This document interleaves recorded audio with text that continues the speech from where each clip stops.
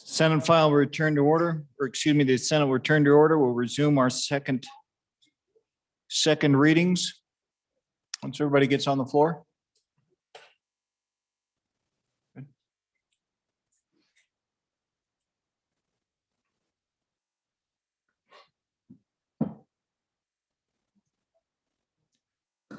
We'll continue now with our second readings. Senate File 68, second reading of the Senate file. Senate File 68, absenteeism in public schools. There are no amendments. Senate File 68 having been read two separate times. The question is, shall the bill be read a third time? Hearing no objection, it is so ordered. Senate File 73. Senate File 73, tolling authority for I-80. There are no amendments. Senate File 73 having been read two separate times. The question is, shall the bill be read a third time? Hearing no objection, it's so ordered. Senate File 90. Senate File 90, hemp prohibitions and requirements. Senate File 90 having been read two separate times. The question is, shall the bill be read a third time? Hearing no objection, it is so ordered. Senate File 92, second reading of the Senate file. Senate File 92, public hospitals out of county operations. Senate File 92 having been read two separate times. The question is, shall the bill be read a third time? Hearing no objection, it is so ordered. Senate File 111. Senate File 111, School of Energy Resources budget submittal. Senate File 111 having been read two separate times. The question is, shall the bill be read a third time? Hearing no objections, it is so ordered. Senate File 133. Senate File 133, prohibiting abortifacients and chemical abortions. There are amendments. Reading clerk, read amendment number 1. Senate File 133, second reading amendment number 1, page 2 after line 13, insert. Senator Salazar or Senator withdrawn?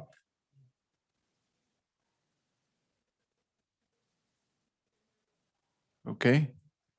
Well, I have. Okay, Senator Steinmetz, then we'll call upon you. 133. This is 133, folks. But can we pause for just one moment, Mr. President? You Sure. have an amendment. We will have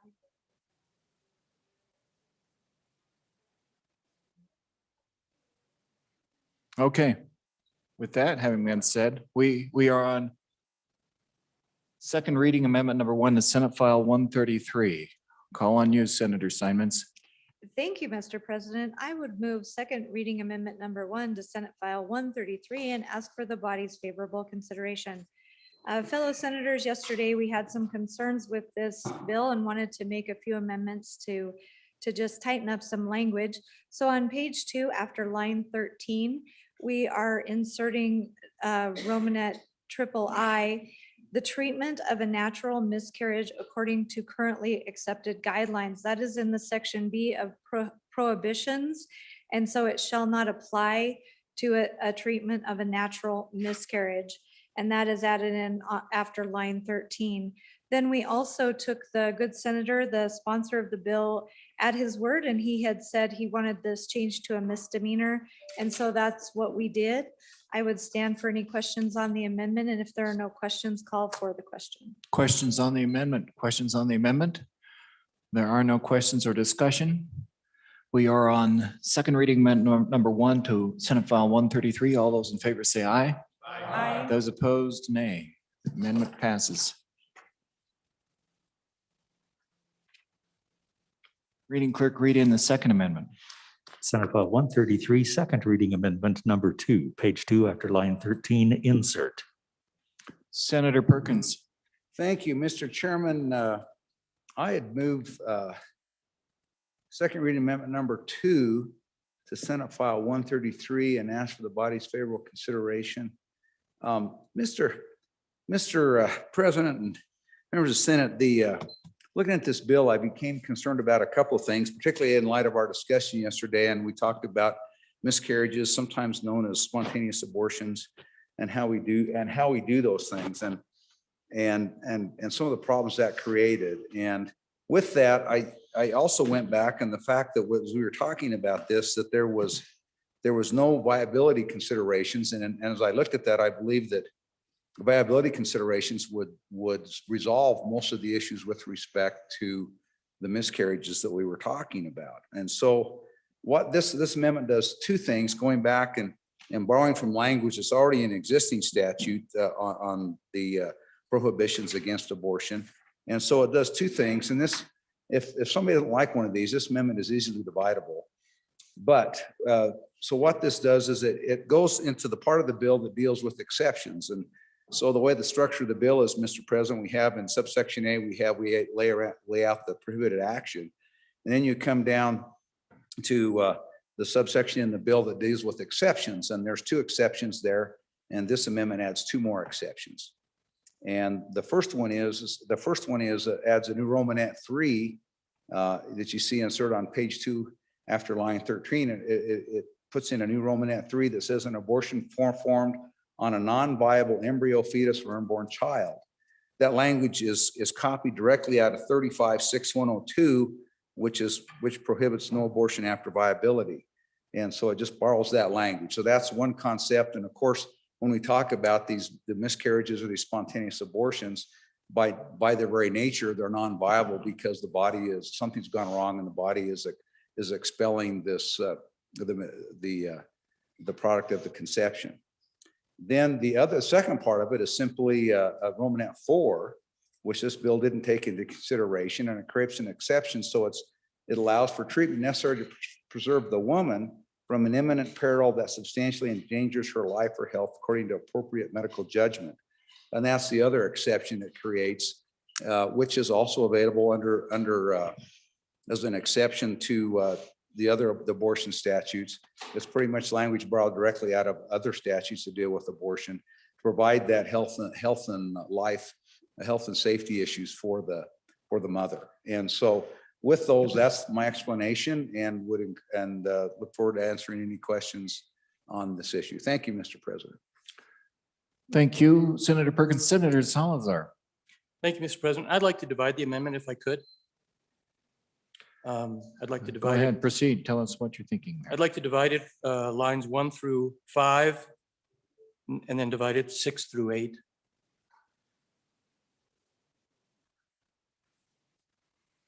Or if that's Well, not it appears appropriate, I divi- don't know what to do Appears with divisible, I believe at this point. So do you want to go ahead and tell us what you'll consider as A and B? So A would be lines 1 through 5. And then That's Division 1, Division 1, and then 6 through 8. Division 2. Absent objection, we'll proceed. Please, Thank you. Senator. Line Rosas. 1 should go with either division, which is generally considered an order. Agreed. Okay. That's the way we'll do it then. Line 1 remains with either one. Senator Salazar, you want to tell us where you're going with this? Yeah. So thank you, Mr. President. Members, so let me talk about the first part of this, which I assume is 2 through 5. The first part of the division I want to address. I want to read specifically what viability means. I've looked at a number of different definitions. Viability means that stage of human development when the embryo or fetus is able to live by natural or life-supporting system outside the womb of the mother according to appropriate medical judgment. So from the information that I've been researching, the information that I have and is, I think, most acceptable is that if given birth to an infant before they are 24 weeks old, the chance of survivability is usually less than 50%. So we're dealing in this specific part with 24 weeks of beginning viability. The reason I object to this particular part 1 of the amendment, is that if you believe life begins at conception, from conception to 24 weeks, this this terminates the bill. It guts the bill. And I have no powers of persuasion that is going to change anyone's mind with regard to what you believe or when you believe life begins. But I do know that if we were to pass this first part of the amendment, it destroys my bill.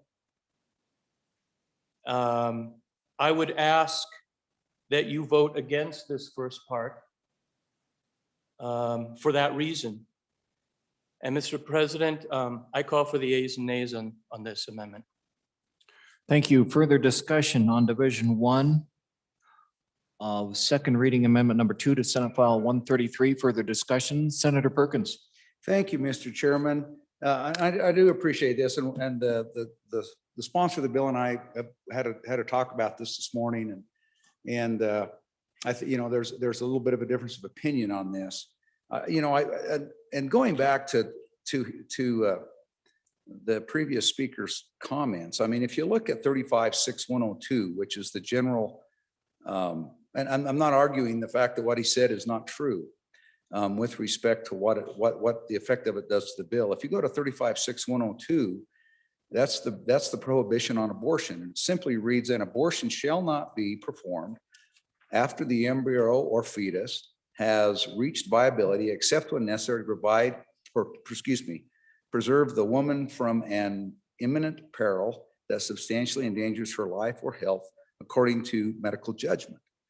And that's quite frankly, one of the things resolving this bill, and my read on the body yesterday is this bill's going to pass. And so as you look at that, I think it's really important that we have a bill that is functional going forward, if that's indeed the will of the body. Now, when we talk about if you have conception, if you believe that life begins at conception, then I would note that the bill already provides 2 exceptions to that. It deals with and it calls out and also exempts any contraceptive any contraceptive, and exempts that from the application. But yet most contraceptives, the pill, morning after, particularly the pill, doesn't prevent conception. It simply prevents the embryo from attaching to the uterine wall. It continues to shed the uterine lining, and ultimately that's what the pill does. So there's exceptions in this bill already to, if you believe life begins at conception, the bill already carves out an exception for that. Again, the other side of this, and the other problem that we have with this, particularly as the amendment's now adopted, Mr. President and members of the Senate, is that you now have an abortion that is done chemically is treated differently than an abortion that is done surgically. Ultimately, the goal and the purpose is the same, whether it's to make sure that all the that you've expelled all the product of the conception in a case of a miscarriage or things like that. But ultimately, you have that. Chemically, these things are much more health and are much more safe for the mother under those circumstances. But again, we get back to how do you deal with the spontaneous abortions, which oftentimes don't happen until very late. They happen months into it. And so in talking with, unless I misunderstood, and talking with our good healthcare provider that's in the body, we're talking about viability is now down around 10, 12 weeks, I think is what I remember from our conversation about this morning. But ultimately, oftentimes you can have these things occur much later than that, even a couple months later, that you end up with these spontaneous abortions.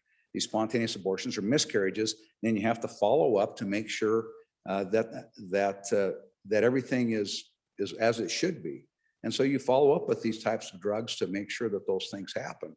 And ultimately if you don't introduce viability, it creates a really significant problem for healthcare providers in the state who aren't performing abortions, but simply trying to make sure that expectant mothers or mothers who have the misfortune to miscarry have the health care that they need. And many of us have been through this, talking around the body. Many of us had situations where we've had miscarriages 1 and 2 and 3 months later.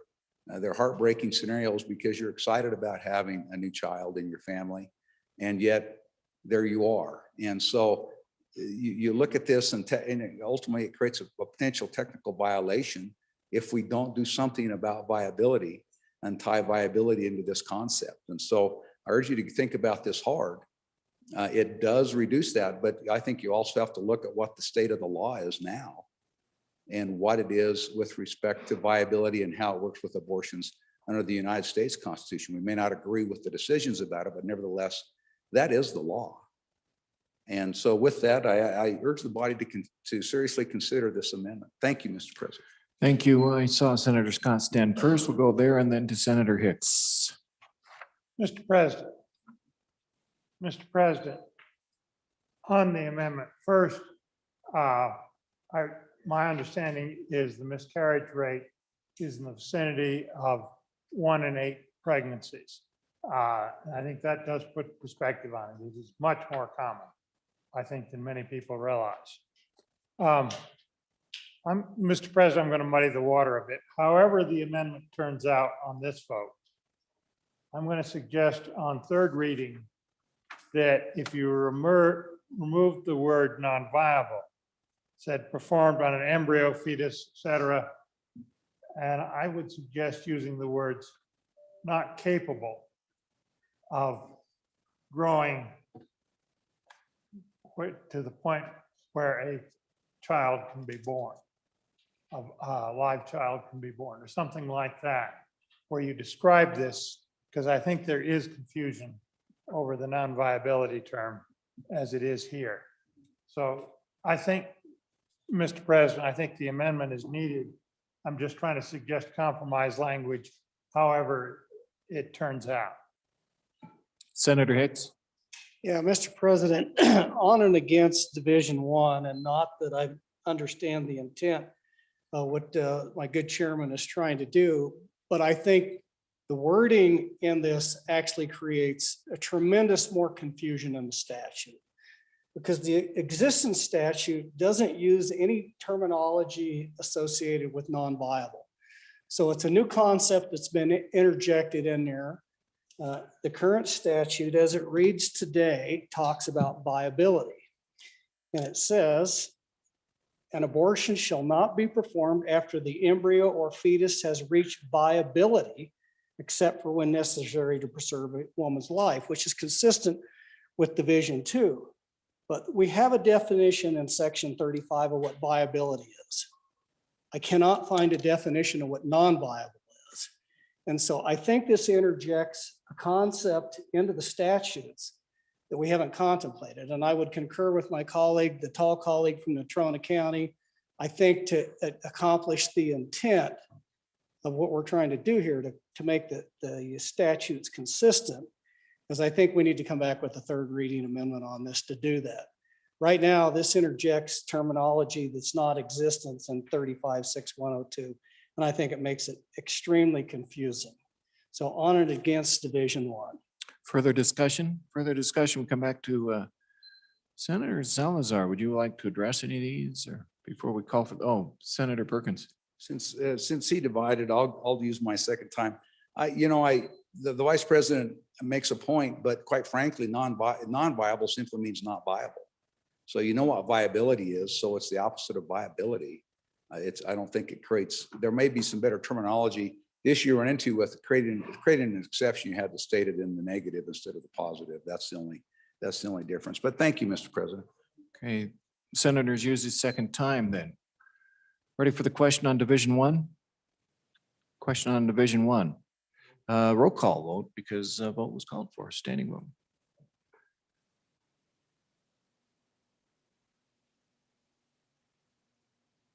Roll call on Senate File 133, second reading amendment number 2, Division 1. Anderson? Aye. Baldwin? Aye. Beitman? No. Boner? No. Bouchard? No. Case? Aye. Cooper? Aye. Driscoll? Aye. Ellis? No. French? No. Murphy? No. Guru? Aye. Hicks? No. Hutchings? No. James? No. No. Kinsky? No. Cole? Aye. Cost? Aye. Landon? Aye. McEwen? No. Nethercott? Aye. Pappas? No. Perkins? Aye. Rothbus? Aye. Salazar? No. Schuler? Aye. Scott? Aye. Steinmetz? No. Wasserberger? Aye. President Dockstetter? No. Closing vote? Closing vote closed. On the amendment, Division 1, 15 aye, 15 no. Amendment to Division 1 has failed. Division 2. Go back to Senator Salazar. Thank you, Mr. Chairman. On Division 2, vote your conscience. Thank you. Thank you. Do we want to go back to the original sponsor? No. Senator Perkins. Thank you, Mr. President. Quite frankly, with this division, it's a simple division. It's an exception that's created in the other abortion statute that prohibits abortion. You get out and families sometimes are faced with options choices, even in late term, about whether you sacrifice or significantly endanger the life of the mother or the fetus. And sometimes families are faced with those terrible choices. And in most instances, we find even in our own statute and even in many of our religions who oppose that, we continue to create exceptions for the health and life of the mother because that's a family choice. And they'll make that decision and live with the decision that they make. And so it doesn't provide the other exception, which is oftentimes in the cases of rape or incest, but it does provide exceptions that do exist in the other abortion statute. And without this, it would seem to create a problem where now physicians are faced with a misdemeanor when they are acting in the best interest of the health of the mother. Thank you, Mr. President. Further discussion? Ready for the question? This is on Division 2. Second reading amendment number 2 to Senate File 133. Roll call. Roll call on Division 2. Anderson? Aye. Baldwin? Aye. Beitman? Aye. Boner? Aye. Bouchard? No. Case? Aye. Cooper? Aye. Driscoll? Aye. Ellis? Aye. French? No. Murphy? Aye. Guru? Aye. Hicks? Aye. Hutchings? Aye. James? No. No. Kinsky? Aye. Cole? Aye. Cost? Aye. Landon? Aye. McEwen? No. Nethercott? Aye. Pappas? Aye. Perkins? Aye. Rothbus? Aye. Salazar? No. Schuler? Aye. Scott?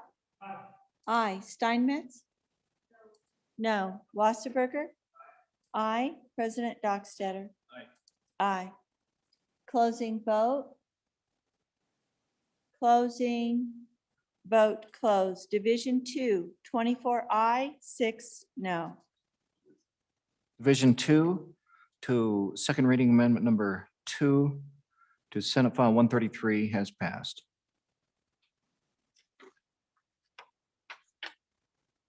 We are back on the bill. Senate File 133 having been read 2 separate times, the question is, shall the bill be read a third time? Hearing no objection, it is so ordered. Senate File 136, second reading of the Senate file. Senate File 136, required Public Service Commission considerations. Senate File 136 having been read 2 separate times, the question is, shall the bill be read a third time? Hearing no objection, it is so ordered. Senate File 152, second reading of the Senate file. Senate File 152, connection of utility services. Turn the chair over to Senator Schuler for just a moment.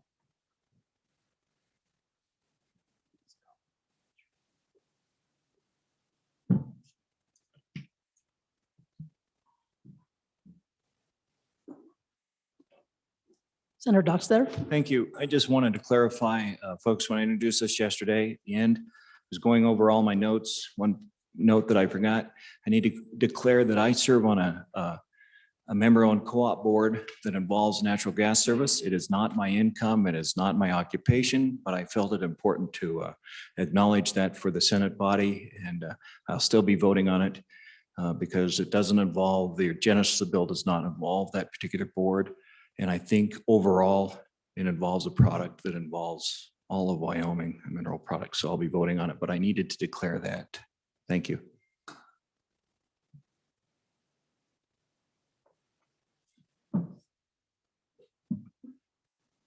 Thank you, Senator Schuler.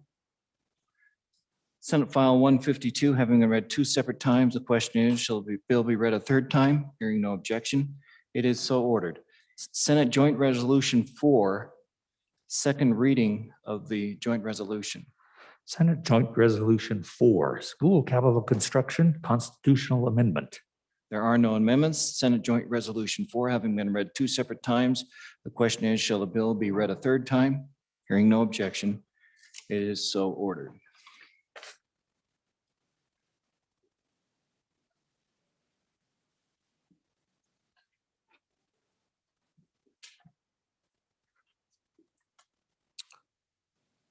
Third reading consent list, bills on third reading and final passage. Mr. Majority Floor Leader, do you have a consent list? President, I move for adoption of bills on third reading consent list, Senate File 113, Business Ready Communities Amendments, Senate File 146, six-person juries in civil cases, Senate File 147, Management Council Authority and Legislative Committees. Thank you. Does anyone want any of these bills removed from the consent list? Having been read three separate times, the question is, shall these bills pass the Senate? Senate File 13, Business Ready Communities Amendments. Yeah. Clarification for the record, Senate File 113, Business Ready Communities Amendments, Senate File 146, six-person juries in civil trials, Senate File 147, Management Council Authority and Legislative Committees. Chief Clerk, call the roll. Roll call on the consent list. Anderson? Aye. Baldwin? Beitman? Beitman, no. Boner? Bouchard? Case? Cooper? Driscoll? Aye. Ellis? French? Murphy? Guru? Hicks? Hutchings? James? Aye. Kinsky? Cole? Cost? Landon? McEwen? Nethercott?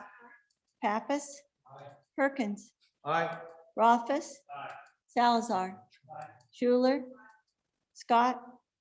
Steinmetz? Wasserberger? President Dockstader. On the consent list, 29 aye, 1 no.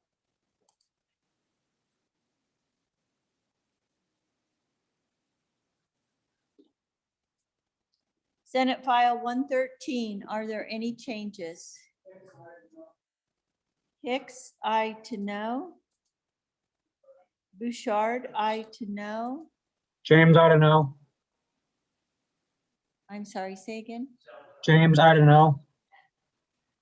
Salazar, aye to no. James, aye to no.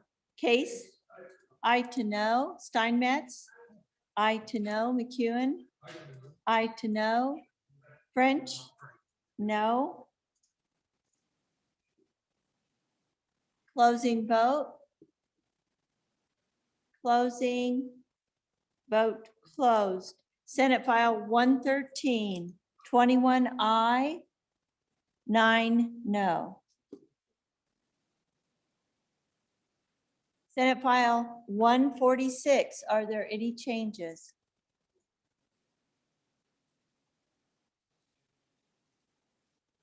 Closing vote. Closing vote closed. Senate File 146, 29 aye, 1 no.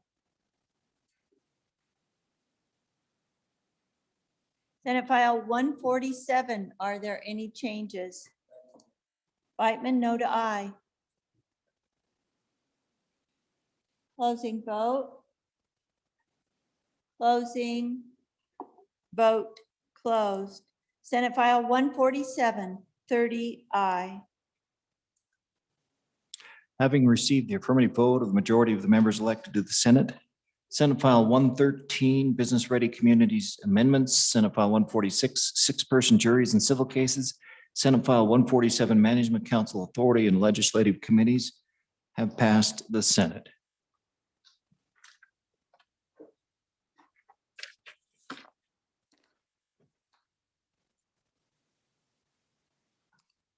Bills on third reading. Senate File 143. Third reading of the Senate file. Senate File 143, School Finance Funding Model Amendments, sponsored by Senator Scott, an act relating to school finance. There are amendments. Read in the first amendment. Senate File 143, third reading amendment number 1, page 1, line 3, after. Senator Boner. Thank you, Mr. President. I move third reading amendment number 1 to Senate File 143 and ask for the body's favorable consideration. Fellow senators, what this amendment does is it gives our school districts an opportunity to make the transition. It's going to be a significant transition, obviously, from having year after year of increases in funding to all of a sudden having anywhere from, in most cases, between a 5 and 10% reduction. What this amendment does is it says that no one school district is going to have more than a 10% reduction for the next 2 school years. That's based off the dollars per ADM of the 16-17 school year.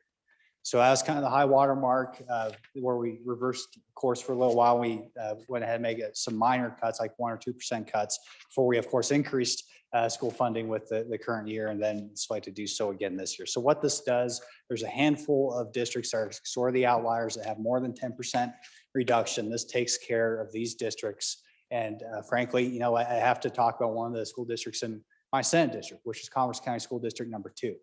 And not to get too much on the bill and away from the amendment, but they have made a 10% reduction. They've actually done it. It is possible. From that 2016-17 school year to now, they're spending roughly 10% less in dollars per ADM than they were in that 2016-2017 school year.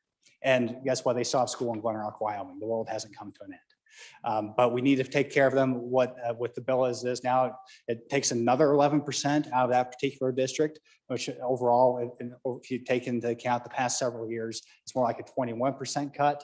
And there's a few other school districts that are well above and beyond that 10% reduction that we're kind of aiming for. So this helps. It's not permanent. It's constitutional because it's only for the next 2 school years, but it helps with those districts, especially as we continue to engage with this discussion. It's going to make sure that no one district is cut an exorbitant amount.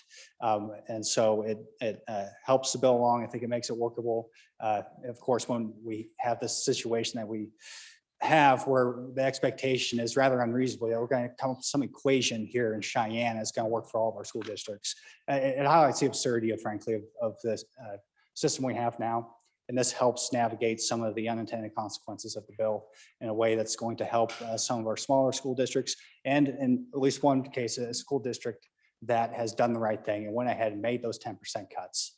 I think it's important that we protect them as well as others who would be disproportionately impacted. It's a minimal impact to the overall reduction. I think $5 or $6 million was the overall figure.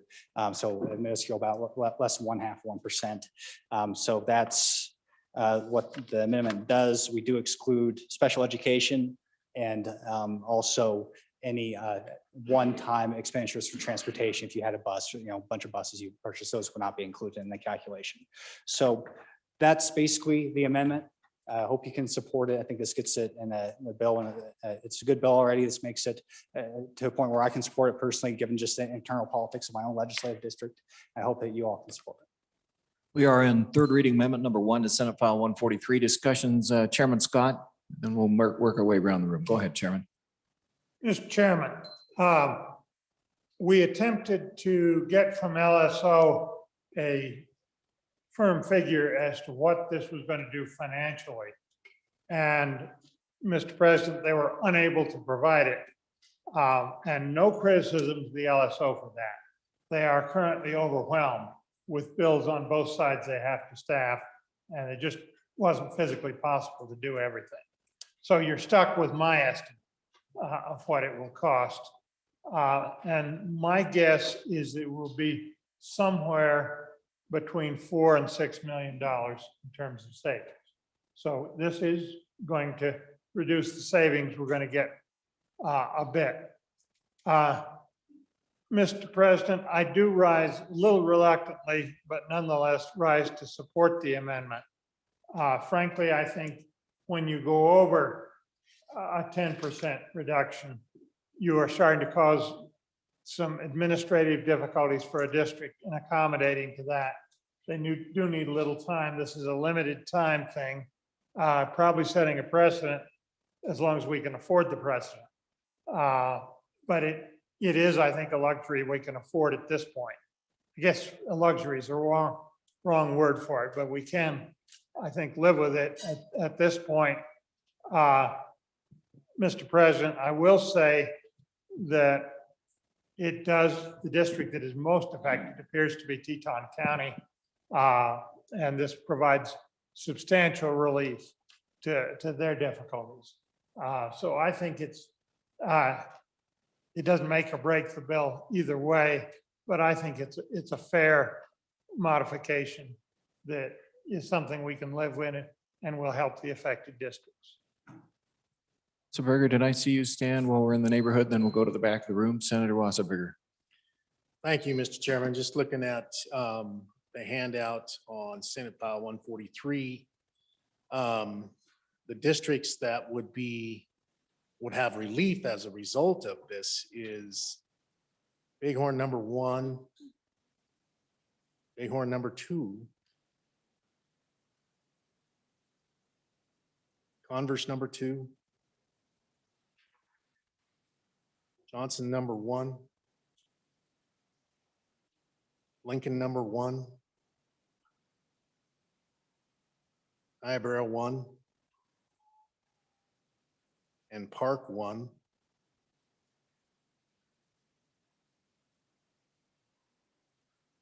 Park 16, Platte number 2, Sweetwater number 1,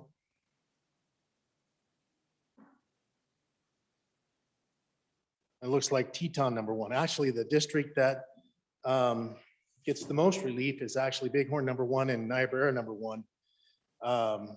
And so mostly to smaller districts, Johnson number 1 being a larger district.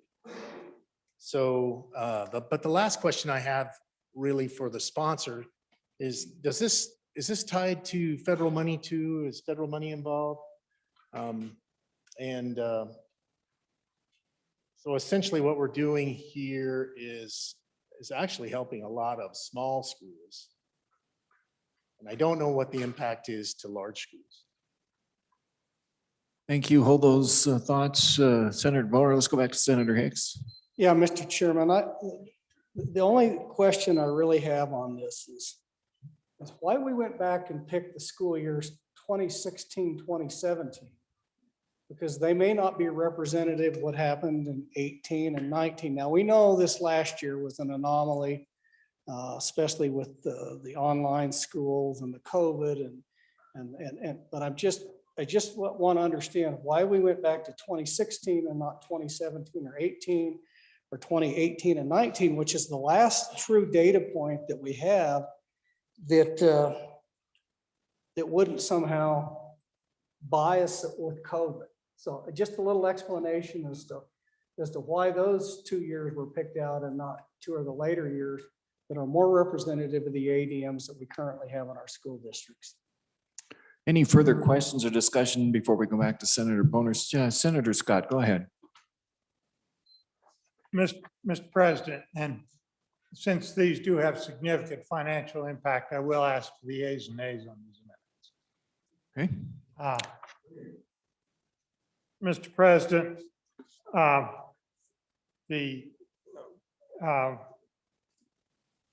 must say the figures that were given in terms of how many districts.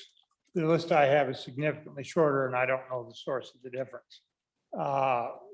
So I won't try to debate that. The question is on federal funds. No, none of these amendments take into account the effect of federal funds. And that is important as you vote on this, because those federal funds do have a modifying, a smoothing impact on this. It means the effect of our reductions, Mr. President, in general are not as great.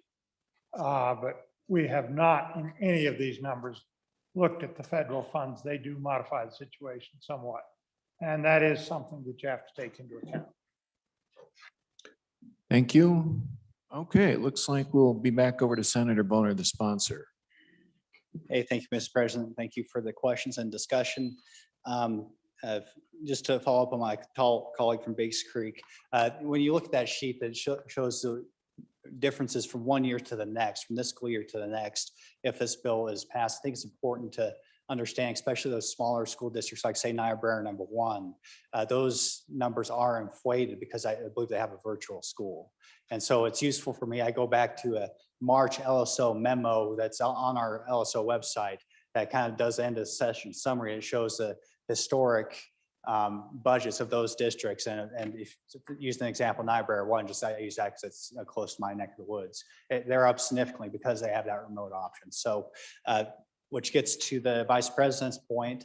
Obviously, we wanted to avoid the COVID year, but the 16-17 school year was just kind of that Goldilocks zone, I guess, where we had it's kind of the average of the cost per ADM of the past 3 to 4 years. The 2 school years after the 16-17 school year had a very slight reduction.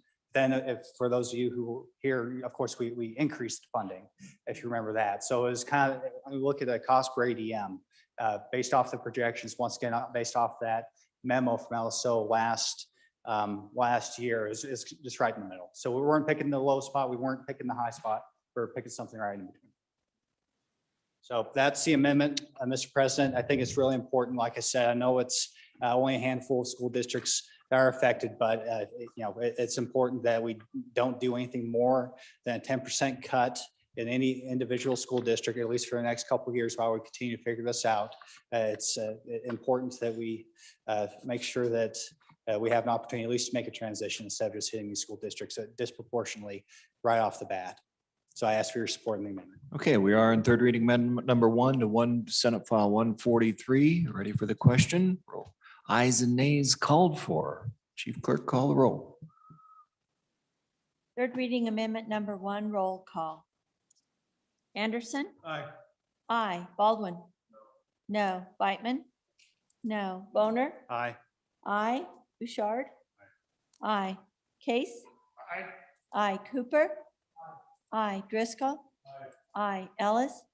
Aye. French? Aye. Murphy? No. Guru? Aye. Hicks?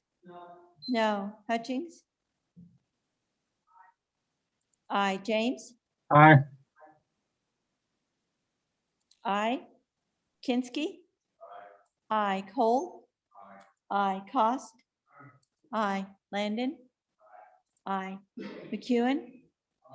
Aye. Nethercott? No. Pappas? Aye. Perkins? Aye. Rothfuss? Aye. Salazar? No. Schuler? Aye. Scott? Aye. Steinmetz? Aye. Wasserberger? Aye. President Dockstader? Aye. Closing vote. Closing. Vote closed. Amendment number 1. 24 aye, 6 no. First reading amendment number 1. Third reading amendment number 1 to Senate File 143 has passed the Senate. Senator Case. It's really a point of clarification, Mr. President. The ayes and nays were called for on that last amendment, but by our rules, and this being subsequent to the general file, we would be required to have a roll call on that bill or that amendment because of the money issue. And so I want folks need to know that we are very transparent and it's not an optional thing. When there's a dollar figure involved, we do have a roll call vote. Thank you, Mr. Yeah, President. for clarification, we would have had to vote anyway. Money was involved. Okay, very good. Second reading.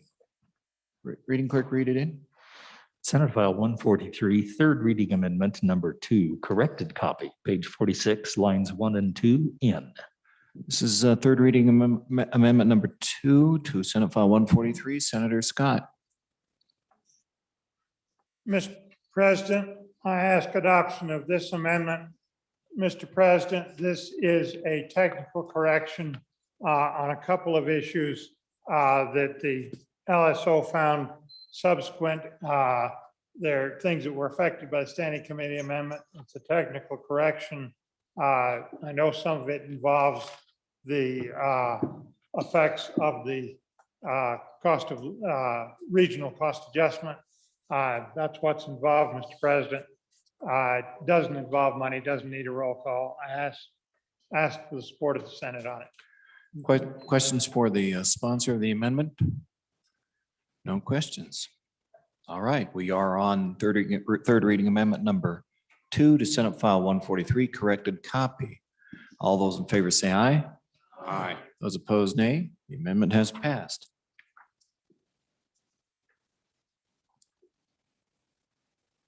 Third amendment, please. Read it in.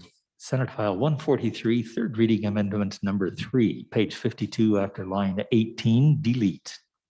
Senator Steinmetz.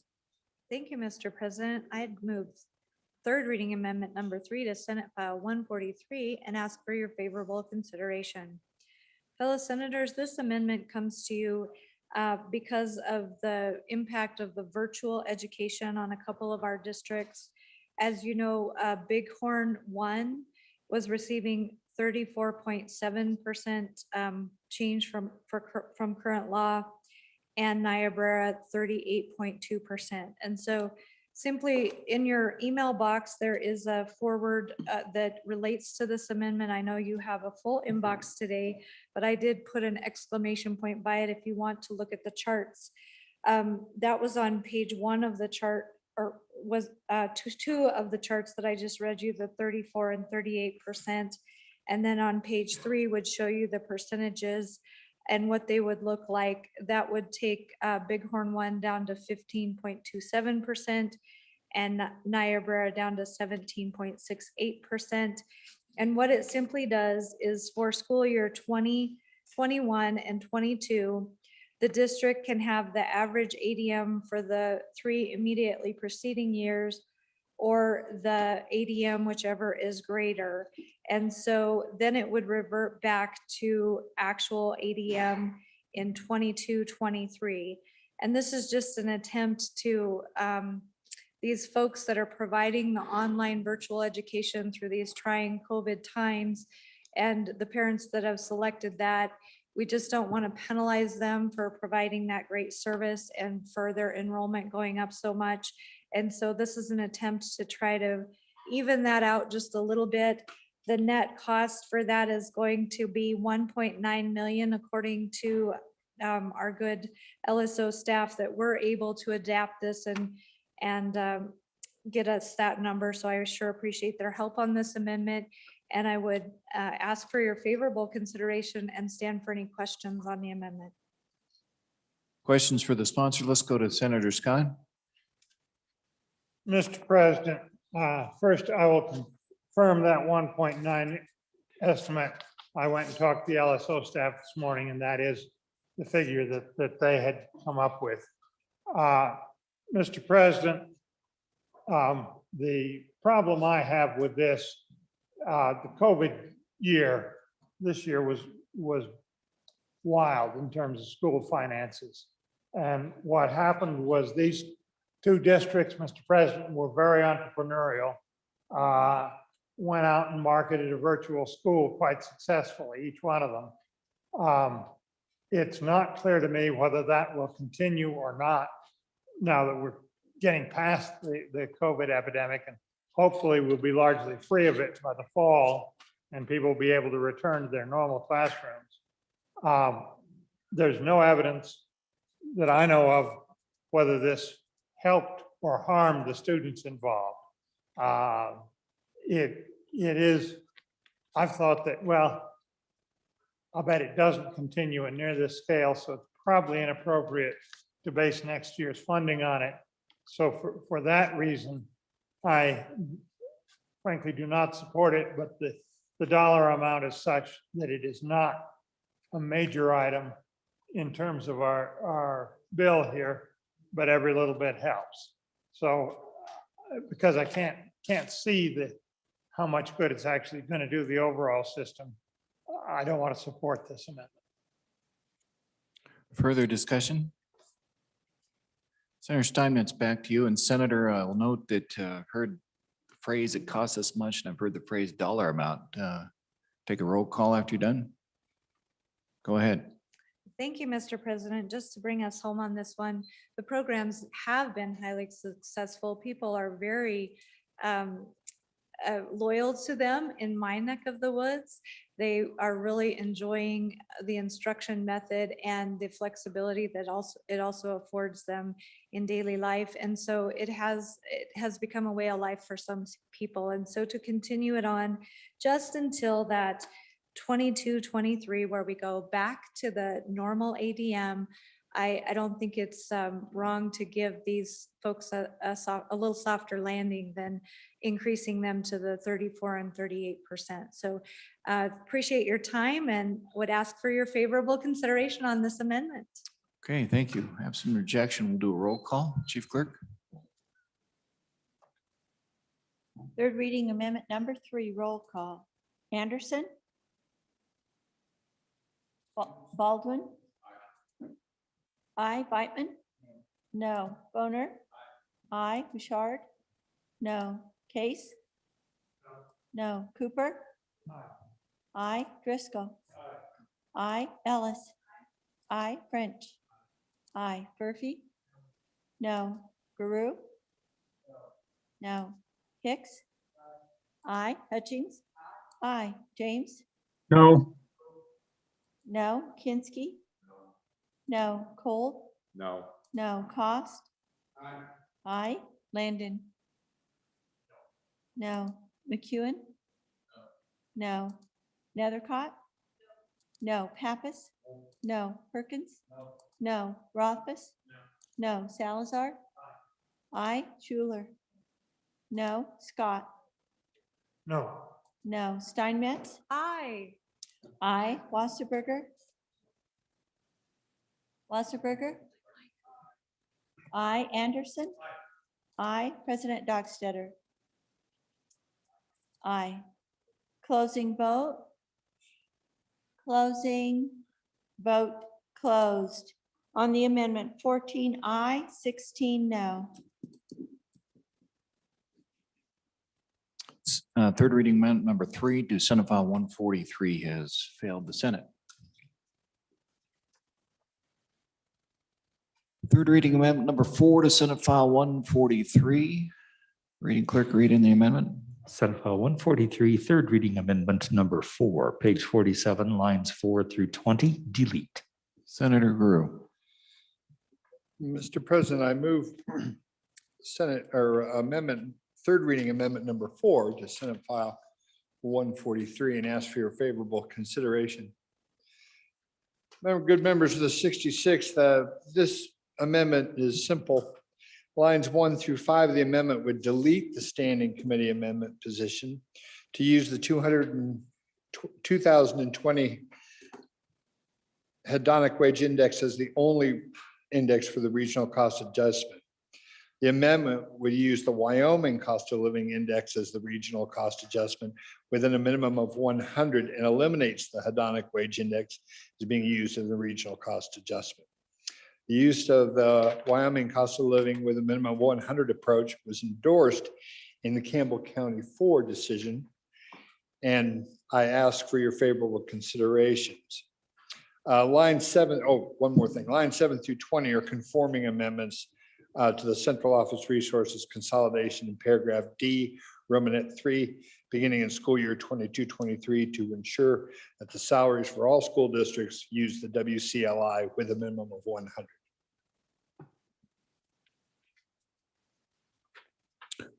Questions for the sponsor? Senator Scott? Right. Mr. President, on and against this amendment. Mr. President, I am a little, frankly, I read the amendment as going back to the existing system with the choice. And with that, the cost, if that's correct reading amendment, the cost of this amendment is an additional 23 million in spending. We need to have a cost of living adjustment. What the consultants recommended was the 2020 hedonic wage index. And that I think does a better job. And I think that's why the consultants recommended it, the recalibration consultants. And I would urge us to stick with that. Otherwise, I think we are starting to get into a point where we're setting one district against the other. And it's time to go to a single one. I think that ought to be what the consultants recommend. And for those reasons, Mr. President, I urge the defeat of this amendment. Further discussion, Senator Kinski. Thank you, Mr. President. On and against the amendment. This debate is just a microcosm of a larger issue with having this model and printing out spreadsheets to show who gains and who loses.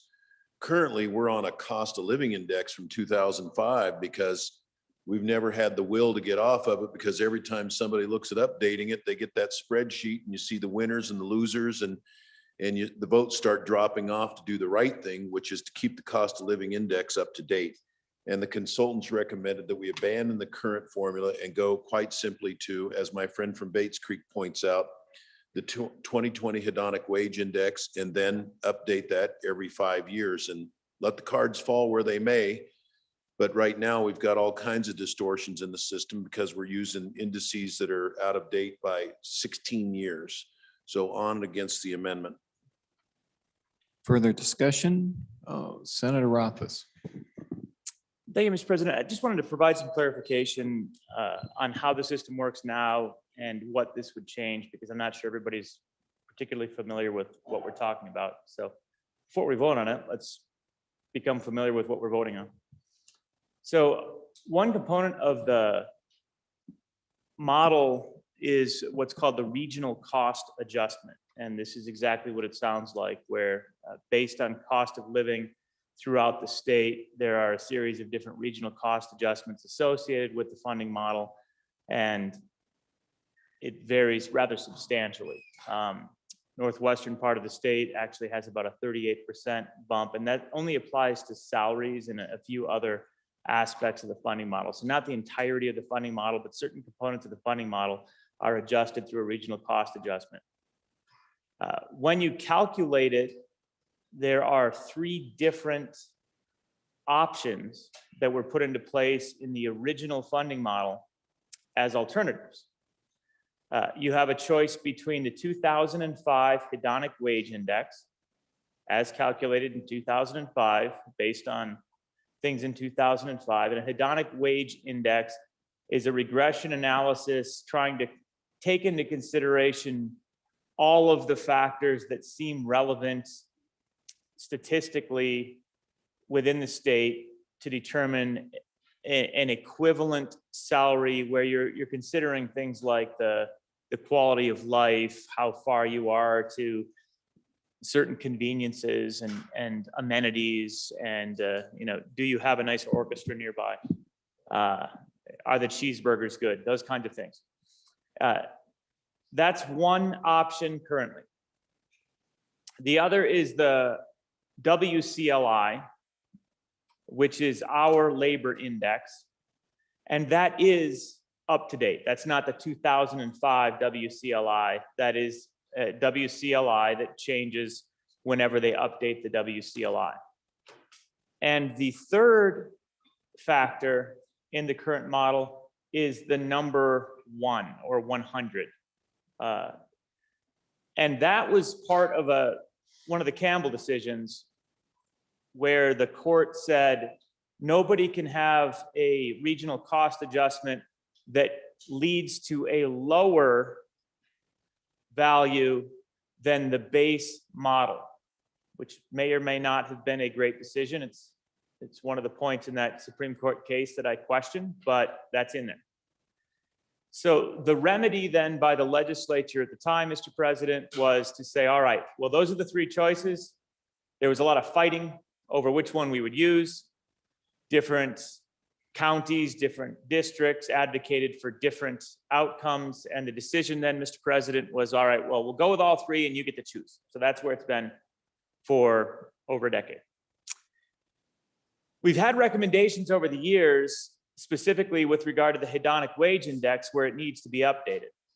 But it has never been updated because nobody wanted to scrap the system, because it always cost a lot more to scrap the system while complying with the Supreme Court decision. Typically costs $30 or $40 million to fix this problem. The bill we have in front of us ignores the 100, ignores the Supreme Court, and just slaps on the true hedonic wage index, also getting rid of the WCLI. So that's why it's a cost savings, because it actually doesn't implement what is considered to be a constitutional adjustment. So while this change back that is proposed in this amendment to the way we're doing it right now does cost more, I just want everyone to know it costs more because it's actually constitutional and appropriately considers all of the district disparities. If you live in a very small district, for example, there's a pretty good chance that a change to your regional cost adjustment will be a dramatic decrease in your funding for your district. And I don't know if everyone's looked that up, but that's part of the reason why the funding changed substantially in some of the districts, is because the removal of this regional cost adjustment, Mr. President, gets us to some substantial decreases where they previously had that 100 as the baseline. I want everyone to understand that, and the idea of not pitting against districts. Senator, you have time. Thank you, Mr. President. From my next speech, and then I'm done.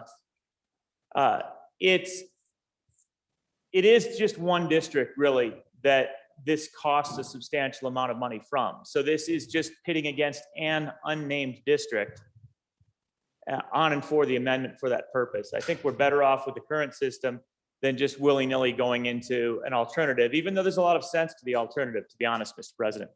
With that, I'm against the amendment. And I'm done. Thank you. Let's, Senator Groom, hold on. We'll go over to Senator Scott. For my second time, Mr. President. On and against the amendment. I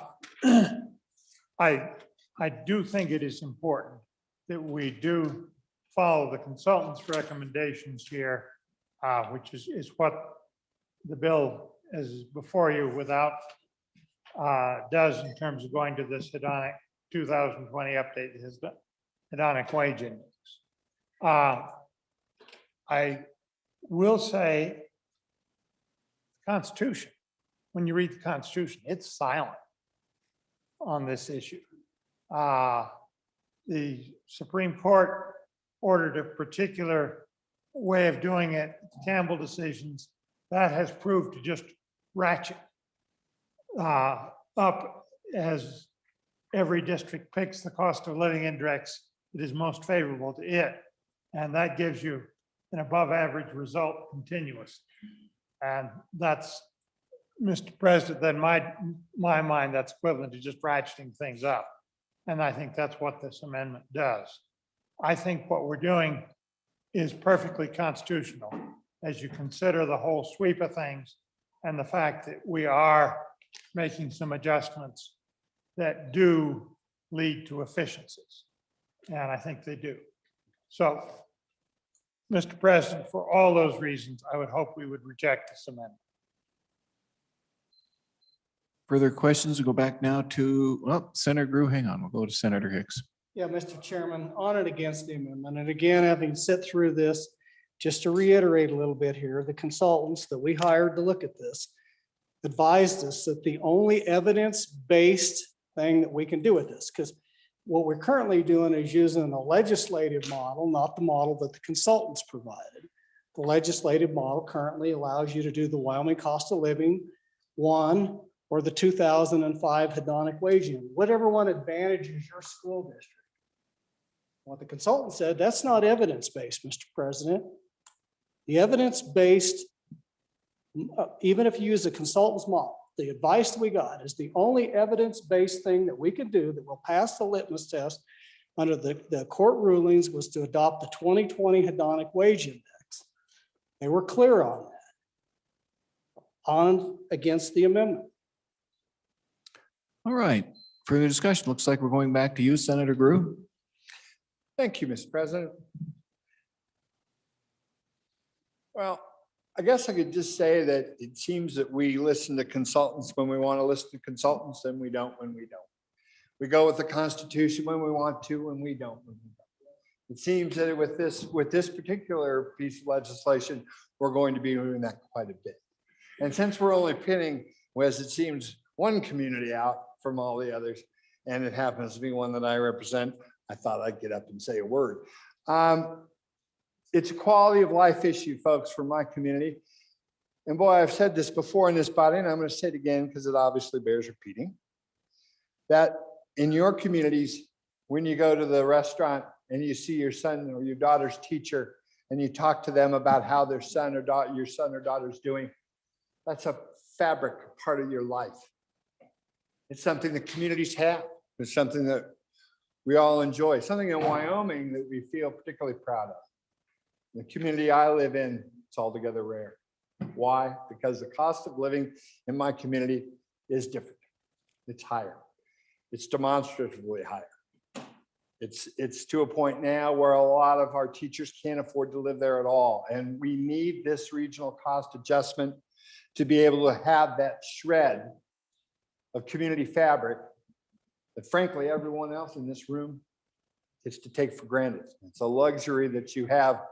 And when you lose it, which some of you will soon, you'll understand what I'm talking about. It's something that's real. It's something that's very tangible. It has a value. And we talk about it a lot today. We talk about the value of life. We talk about the sanctity of it. We talk about how important it is. But then at another time, in another place, because it's a little too expensive, we can't afford it. Well, so be it. But on for the amendment. Thank you, Mr. President. We are on third reading amendment number 4 to Senate File 143. All those in favor say aye. Roll call. Oh, roll call. Excuse me. Yes, it is. Chief Clerk, take the roll. Roll call on third reading amendment number 4. Anderson? No. No. Baldwin? No. Whitman? No. Boner? No. Bouchard? No. Case? No. Cooper? No. Driscoll? No. Ellis? No. French? No. Murphy? No. Guru? Aye. Aye. Hicks? No. Hutchings? No. James? No. No. Kinsky?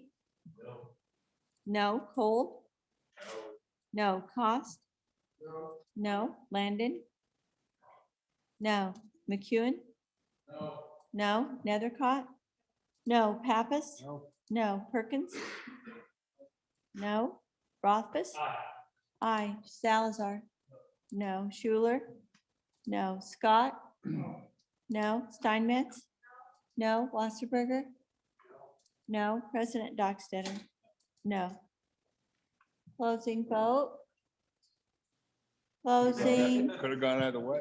Vote closed. Third reading amendment number 4, 2 aye, 28 no. Third reading amendment number 4 to Senate File 143 has failed the Senate.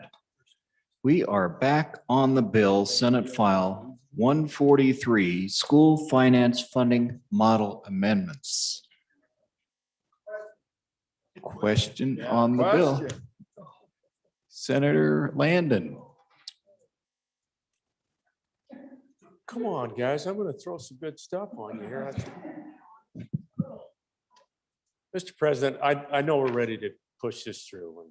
And I just wanted to say I'm gonna support this, even though I come from a district that's gonna get hit as hard as anybody out there. I think there's only about 10 districts that get hit as hard as mine. That's kind of the way our funding formula works. The kind of money that this would represent is probably going to impact somebody in every single one of our neighborhoods in my community. I suspect that some of you are going to be affected in a similar way.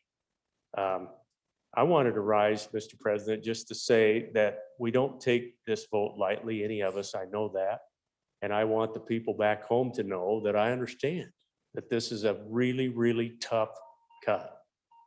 But Mr. President, many of us were sent down here by constituents who say that they don't want revenue right now. They need budgets that are right-sized. And this is one budget that we really have not done anything with. The place where I used to work, the college up in the center part of the state, 3 weeks ago laid off 10 people.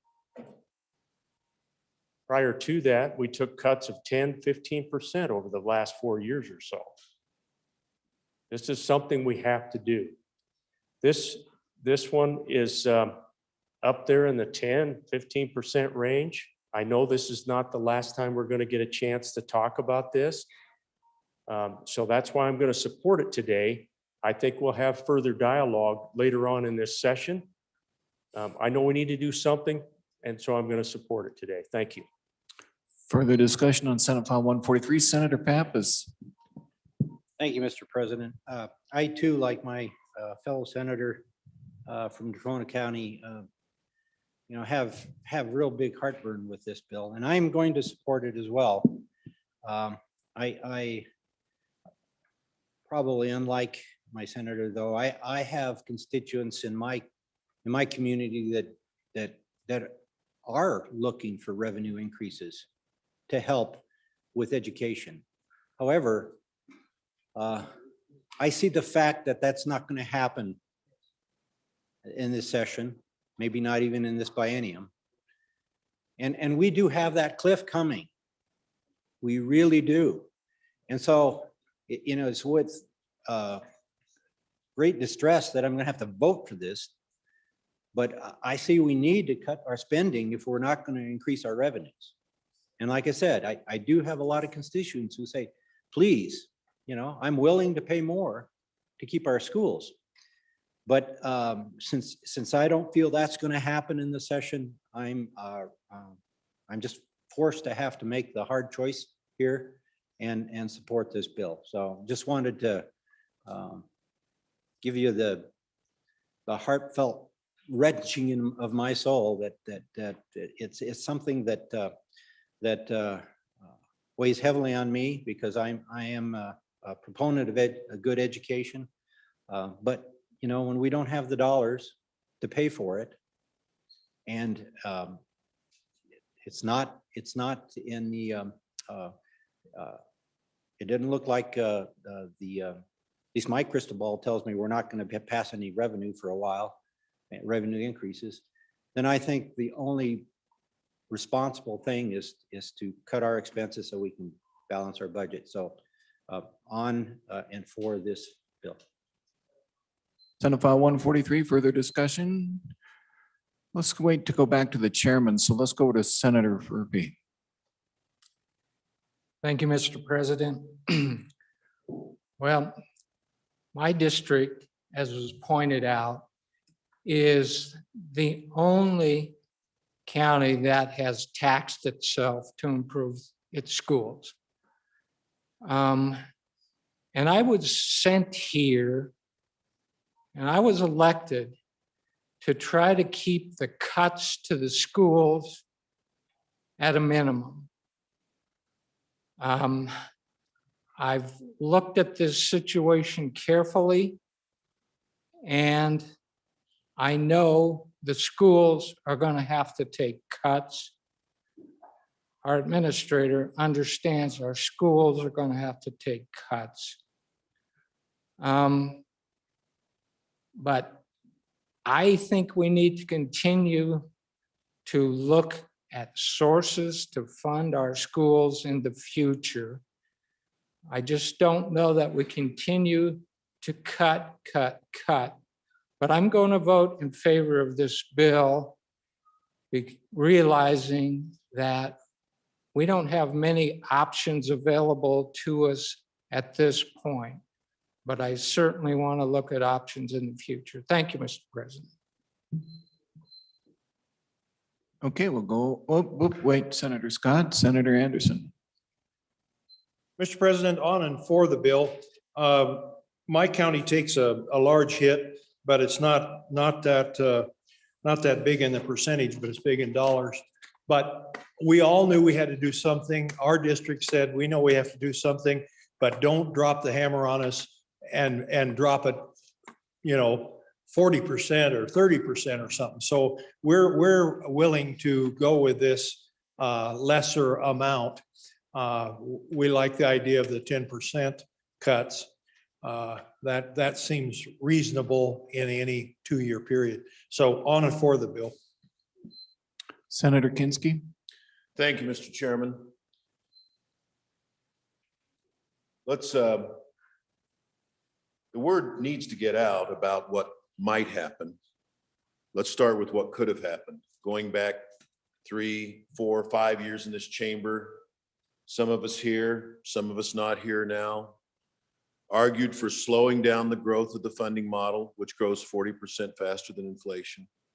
We tried to get small adjustments, 2%, maybe 3%, do that consistently over a period of years to avoid what you could see coming, which is much larger cuts as our revenue picture degraded. So what might have been is something very small and gradual, certainly much less than what we're looking at today. Let's look ahead, and if we do nothing, to what might be. I'd reiterate the numbers that we've been given as our revenue situation continues to degrade. We're looking at potentially just shy of $1 billion in K-12 funding. Let's say that K-12 deficit. Let's say that it's less than that. It still calls for a situation of draconian cuts. And when our savings fall below $500 million, there's a kicker in the law that says there will be automatic across the board cuts to all school districts. And those could range anywhere from 20 to 30+%. That's what might be. What could have been is 2 to 3. What might be is 25% plus. So here we are today. If we fail to act as we failed to act 3, 4 years ago to get gradual cuts in, if we fail to enact this today, we are hurtling headlong towards disaster for K-12. And I would urge everybody who truly cares about K-12, teachers, districts, superintendents, parents, support getting these cuts in place. If not this exact bill, something very much like it, because we have more work to do on the bill with our colleagues down the hall. Here's the other part. With some exceptions, the districts are ready to go. They don't like it any more than we like it. But districts have been closing out, at least some of them have been closing out positions. They've been offering early retirements, and they've got reserves. We will have, I hope we see some legislation that allows them to adapt some of those reserves to help get over these hard times. And so the governor asked them, they've responded, they're ready to go. It is only us, the legislature, that needs to act. So I would urge an affirmative vote on Senate File 143. Thank you, Mr. President. Now to Senator Scott. Mr. President, let me see if I can try to bring us home on this one. Mr. President, I thank the senators that have already spoken. I think that they're dead on in terms of what we're facing, where we're going, what we have to do. Because following on the last comments, we don't do it this time, we're going to have to do it next time, and that will be worse. And the time after that will be much worse. And the time after that could be catastrophic. We don't know how long it's going to take because our revenue picture is so uncertain right now. I would like to add two things to the debate. One, as I've traced through our actions, including today's action, my estimate is the total reduction is around, Mr. President, around 7%, plus or minus a little bit, but around 7%. That is not unreasonable. Any organization that has grown for as long as our schools funding has, take 10% and wind up much more efficient and much more effective afterwards. The second point I would emphasize is the bill as it stands right now does its best to protect the part of our school system that actually gets the job done. The teachers who go out and teach our children and our grandchildren. They are the absolute key to the success. And this bill will protect them, frankly, does get away from local control to protect the teachers. I think that's very important. And some of the reductions we have will mean that the kids are spending more time in the classroom with the teacher who can be more focused on the job at hand of teaching. So I think in that respect, we're taking a first step toward improving our schools. So for all those reasons and all the reasons that were enunciated, Mr. President, I hope we will adopt this bill. Are you ready for the question? Question. Senator Roth? Oh, okay. Senator Wassenberger, you're being courteous to each other. Go ahead. Well, thank you, Mr. President. I'm going to stand and rise against the bill. And for a number of different reasons, because I think we're actually going the opposite direction. And one of the things that I thought we missed in 2005, 2007, when we brought in this new funding model with our consultants, was I really felt like there's a great deal of research that the United States does not educate to the extent that other international countries do. And the nations with the highest achievement are those nations with the most amount of school days. And the longest school year being in Japan at 225 days. Wyoming is at 185. And so I always thought the biggest mistake we made when we recalibrated was not making our school year longer, although we did add some days. With this bill, we're actually cutting days. And I think that's the absolute wrong way to go. And I think the research on that is quite clear. Secondly, we say we are increasing teachers' salaries. We are not. We are increasing teachers' salaries in the model only. I don't believe there will be a single district out there that's going to be able, with these cuts, to increase teachers' salaries. So I would like to talk about the average teacher typically costs about $80,000 if you include all their benefits. In my district, the actual number is $76,773. But let's just take the easy figure of 80,000. So in Albany, if we go to the district directly to the west of us, where the university might be, In order to come up with the cuts, they'll have to cut 80 teachers, 65 teachers. In my community, in order to come up with the 12.2 million, we'll have to cut 158 teachers. Now, that's only if we're cutting teachers, because other things are going to be cut by the board. They're going to cut other things, and so that number would probably be high. Here in this community, we're looking at almost 200 teachers. In Natrona, the central part of the state, we're at 206. In Sheridan, 42, and you went to number 1, 26. So if we believe that we're going to actually push teachers' salaries up 10%, and that's what we're doing in the model, the actual amount of money to do that would be $161 million into the model. We're not doing that. And so I do not believe we will see any of the 48 districts increase any teachers' salaries because we move money within the model. And so the idea that we're not going to impact classrooms, at least to me, is absurd.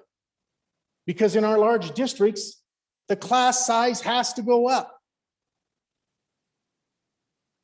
And we know that that was one of the most important things about the model.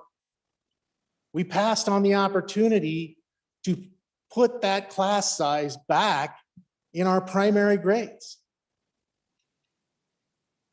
So if you believe that it's not going to impact your classroom, if you're in a large community, your class sizes are going to be much bigger. And that's unfortunate because our small schools naturally have small class sizes. In fact, that's why it works so weird in our model, because our smaller schools are actually, our smaller districts are taking less of a cut than our large districts. And I would remind the body, in Campbell 1 came about because we changed what was called the municipal divisor. The municipal divisor, okay, is simply a classroom size. And we decided on about the last night of the legislature that we would cut $10 million from large schools, and we changed the municipal divisor, and that's what brought on the original class size or lawsuit. And so here we are again. When we're in trouble for money, we're doing the same thing. And so if there is a lawsuit down the road, we're right back where we were. On and against. Thank you, Mr. President.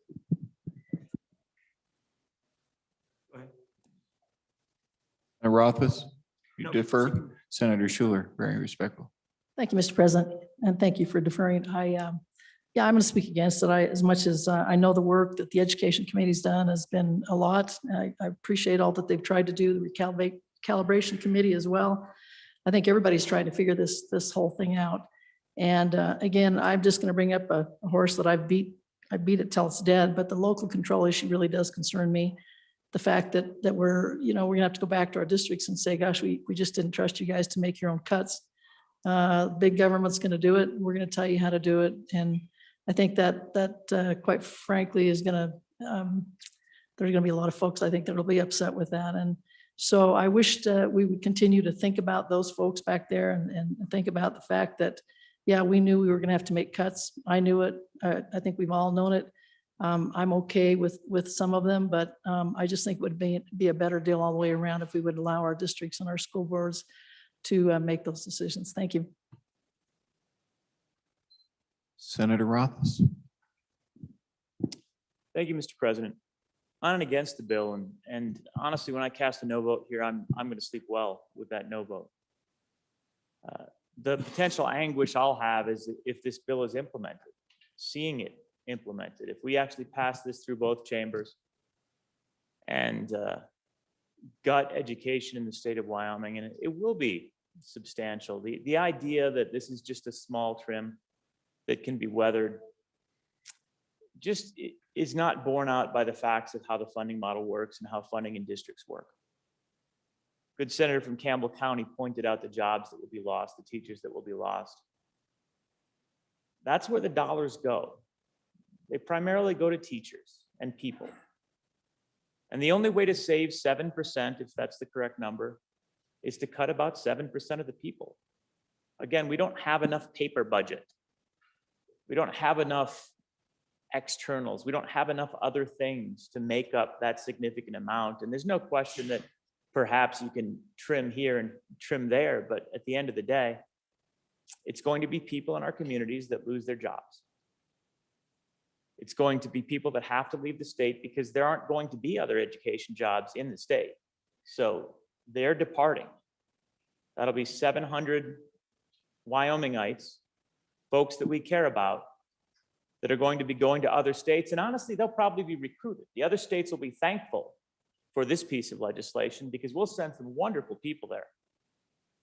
People that have been incredibly successful, Mr. President, over the past decade in educating our children, in making our education system one of the best and brightest in the country, in becoming leaders, particularly in rural America, where we have challenges that others don't have, but we've faced those challenges. We've gotten to the point where we're a top performer. Our education system, Mr. President, is truly one of the best things we have in this state right now. It's something that we should be proud of and we've done well. But year in and year out, we've come back here and we've tried to cut. And we have cut. This idea that these are our first cuts is just not accurate. When you look at what the model is supposed to be at and what it should have been adjusted to based on external cost adjustments, there's about an additional $100 million that would be in the model that isn't there right now. That's cuts. Those are cuts that have already been enacted, Mr. President. For us to cut another 135 million, it's kind of hard to say at this point to track where the dollars are. It's going to be meaningful and it's going to be damaging and it's going to reduce the quality of the education. And we can all say the sky's not going to fall and that people are still going to be taught. We know that. There'll still be an education system. It's just, do we want excellence or do we want mediocrity? When I started in the legislature, we were mediocre. Mediocre is fine, I guess. But it took a decade to get to the point where we're exceptional. And instead of embracing that, we just deny it. We say, no, we're not good. We're overspending. As a matter of fact, we'll become more efficient if we cut. We'll get better. The beatings will continue until morale improves, folks. That's not the reality either. We know that's not the reality. We want to tell ourselves that because we want it to be true, but it's just not going to be. If this legislation actually passes, it's going to hurt. It's going to hurt Wyoming. I'd encourage everyone to vote against it. I hope you will. I hope you'll think about this. And the idea that we're left with no choice, I'll reiterate what I said the other day. We're the only people that can choose otherwise. Nobody else gets to. That chamber and this chamber, we have alternatives. We can lead. We can make the hard choices they made in this state in 1969, 1974, when they made hard choices that nobody wanted, passed a severance tax, created the Permanent Wyoming Mineral Trust Fund. Those folks led. They solved problems. We're just creating new ones. Thank you, Mr. President. Further discussion, Senator Boner. Thank you, Mr. President. Briefly, as I mentioned before, I happen to have a front row seat to a district that has actually cut by 10%. And when in that 16-17 school year, they had one of the highest homeschool rates. They were struggling. After that 10% cut, the administrators, frankly, they had to do something. They had to make tough decisions. That's what they get paid for. And when they did that, when they combined the middle school and the high school in that community, when they went to a 4-day school week, they had to change things. They made it work with the minimal amount of actual RIFs, actual reduction in force, eliminated teachers and filled positions. Now their enrollment's higher than ever. The homeschool program, or that people deciding to homeschool their kids in that community, that's not as much of an issue. Their enrollment's higher than ever, and they even added a few extracurriculars, frankly. Now, I can't guarantee that's going to be the same result in your district, but based off of my experience watching that, based off the experience I have in this chamber, 6 years of making cuts, based off of my time on active duty when we've had a 30% cut to the headquarters unit, which oversees all of our nuclear missiles. Not only is it survivable, it does do, if you have proper leadership, what my good tall from Base Creek says, it has opportunities for more efficiencies. You re-examine things that maybe aren't working as well. Maybe they used to work 15 years ago, but they don't work well now. So based off that experience, I think we have a strong indication that while there's no guarantee that things are going to get better, that's been the experience. And the only district I'm aware of that's actually made a 10% cut. I mean, a real cut, an actual reduction in funds. So just I'd point that out, Mr. President, on and for the bill. Let's go back to the Chairman of Education, Senator Scott. Mr. Chairman, Mr. President, I had not intended to speak a second time, but a few things have been said that I think I have to. First, let me again put this in perspective.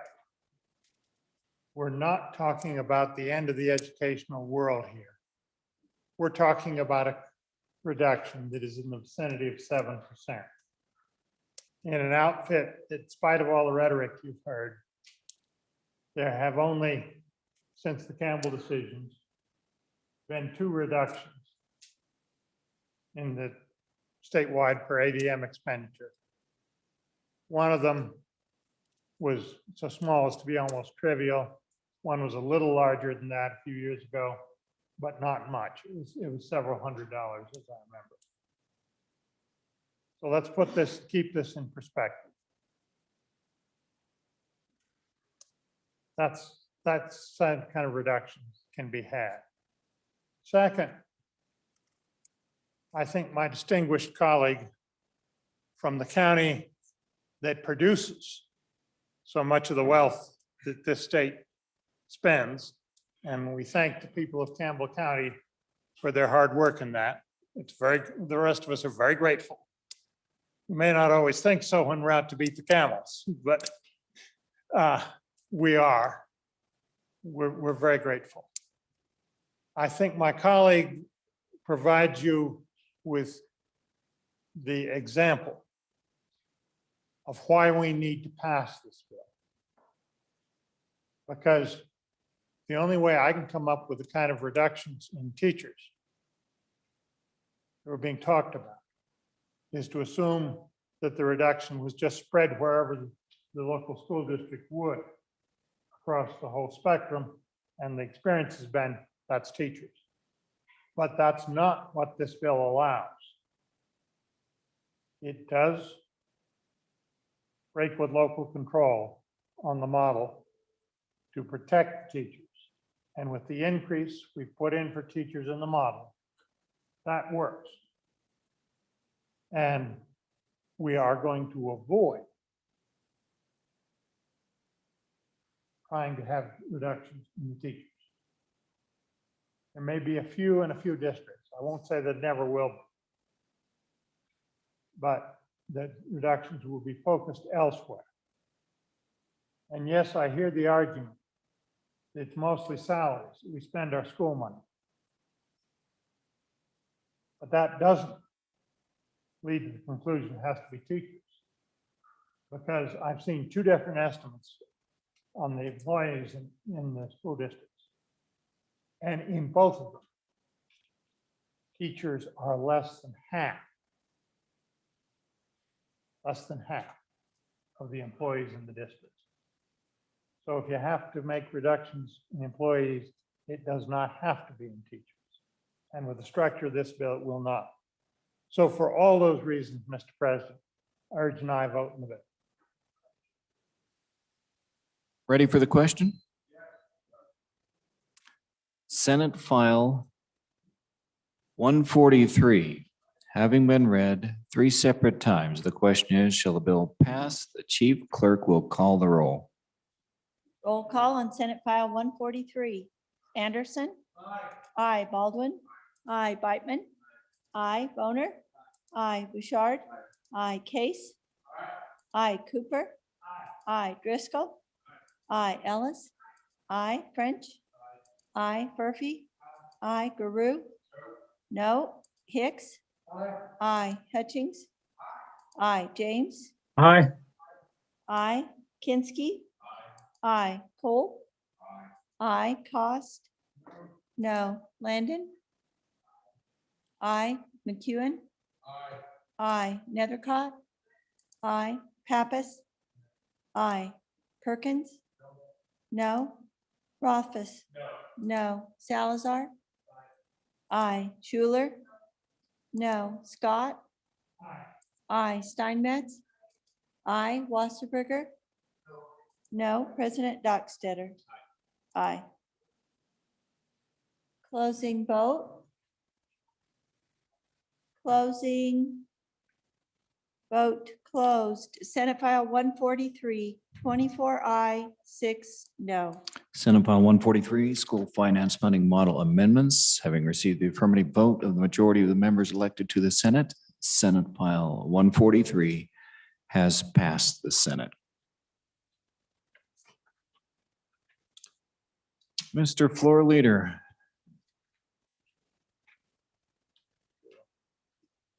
Mr. President, I move the Senate resolve itself into committee of the whole. No, Mr. Floor Leader, what we got to do here Well, excuse is, me. thank you, we have to have our Chairman of Appropriations. Mr. President?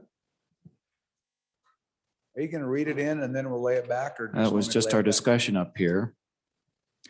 And the thought was that you would just stand up and withdraw it prior to the read-in.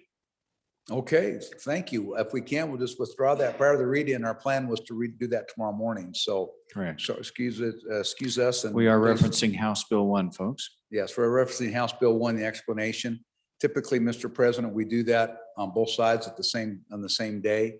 And we had a discussion earlier to do that, and we neglected to communicate with all the people that should have been notified. So I regret that mistake, but ultimately we'll do that tomorrow. So I would just withdraw that House Bill 1 at this time. Okay. Absent objection, House Bill 1 has been withdrawn, will be heard tomorrow. A lot of people to communicate with. Mr. Senator Rothfuss, Thank you, Mr. President. May I have the privilege of the floor? please do. Thank you, Mr. President. Mr. President, I wanted to point out to the body that today is the birthday of the ranking member of the Journal Committee, Senator Mike LaRue. Well, you know, and now you say that after he lost his amendment. So what are you leading up to? I paused for a while, honestly, before doing that. I So didn't much for the surprise pile on. I know surprise party's out, but I would appreciate it if everyone would join me in wishing him a happy birthday and singing a good little song. Come on, everybody. Happy birthday to you. Happy birthday to you. Happy birthday, dear Senator Michael LaRue. Happy birthday to you.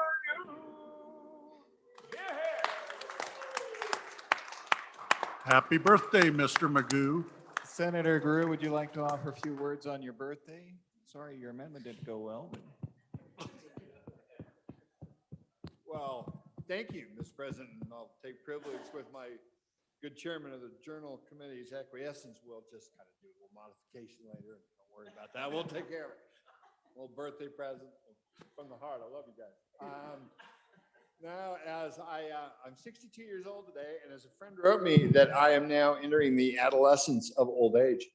And so I'm very excited moving into that. And I thank you all very much. And really from the heart, thank you so very much. I appreciate all of you more than you know. Thank you. Thank you, Mr. President.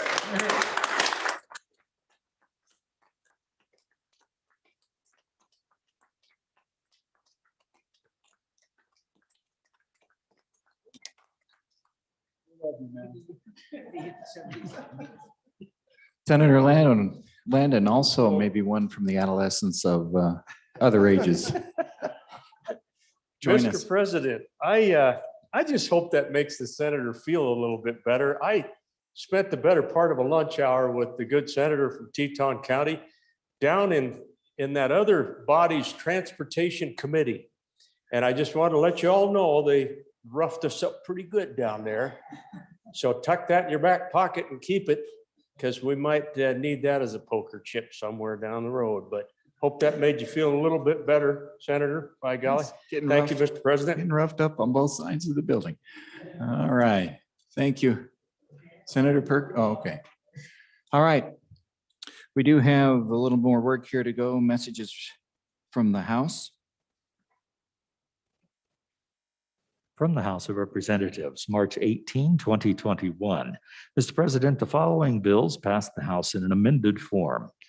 Message number 208, House Bill number 109, Local Health Officers Education Requirements, ayes 60. Message number 209, House Bill number 151, Rolling Stock Tax Exemption Sunset Extension, ayes 34, noes 24. Signed, Wendy Harding, House Chief Clerk. Standing Committee reports. March 18, 2021. Mr. President, your committee number 6, Travel, Recreation, Wildlife, and Cultural Resources, to whom is referred House Bill 58 engrossed, State Parks Account Expenditure Authority, respectfully reports same back to the Senate with the recommendation that it do pass. Ayes, Senators Ellis, Landon, Salazar, and Schuler. Excused, Senator Guru. Senator Ellis, Chair. March 18, 2021, Mr. President, your committee number 6, Travel, Recreation, Wildlife, and Cultural Resources, to whom was referred House Bill 86 engrossed, Off-Road Recreational Vehicles Registration Authorized, respectfully reports same back to the Senate with a recommendation that it do pass. Ayes, Senators Ellis, Landon, Salazar, and Schuler. Excused, Senator Guru. Senator Ellis, Chairman. March 18, 2021, Mr. President, Committee number 2, Appropriations, to whom was referred House Bill 148, Fees Paid to Secretary of State Amendments. Respectfully report same back to the Senate with a recommendation that it do pass. Ayes, Senators Guru, Kinski, Perkins, and Steinmetz. Excused, Senator Hicks. Senator Perkins, Chairman. March 18, 2021, Mr. President, Committee number 2, Appropriations, to whom is referred House Bill 150 engrossed, State Budgeting and Expenditure Authority, respectfully report same back to the Senate with a recommendation that it do pass. Ayes, Senators Guru, Hicks, Kinski, Perkins, and Steinmetz. Senator Perkins, Chairman. March 18, 2021, Mr. President, Committee number 2, Appropriations, to whom was referred Senate File 127, Wyoming Learn While You Earn Program, respectfully report same back to the Senate with a recommendation that it do pass. Ayes, Senators Guru, Hicks, Kinski, Perkins, and Steinmetz. Senator Perkins, Chairman. March 18, 2021, Mr. President, Committee number 7, Corporations, Elections, and Political Subdivisions, to whom was referred House Bill 91 engrossed, Removable of Unenforceable Property Covenants, respectfully report same back to the Senate with a recommendation that it do pass. Ayes, Senators Boner, Case, Driscoll, Nethercott, and Scott. Senator Driscoll, Chairman. March 18, 2021, Mr. President, Committee number 7, Corporations, Elections, and Political Subdivisions, to whom was referred House Bill 29 engrossed, Burials for Indigent Persons, respectfully report same back to the Senate with a recommendation that it do pass. Ayes, Senators Boner, Case, Driscoll, Nethercott, and Scott. Senator Driscoll, Chairman. March 18, 2021, Mr. President, Committee number 3, Revenue, to whom is referred House Joint Resolution 3 engrossed, State Lands Mineral Royalties Constitutional Amendment, respectfully report same back to the Senate with a recommendation that it do pass amended. Ayes, Senators Baldwin, James, Pappas, and Schuler. No, Senator Case. Senator Case, Chairman.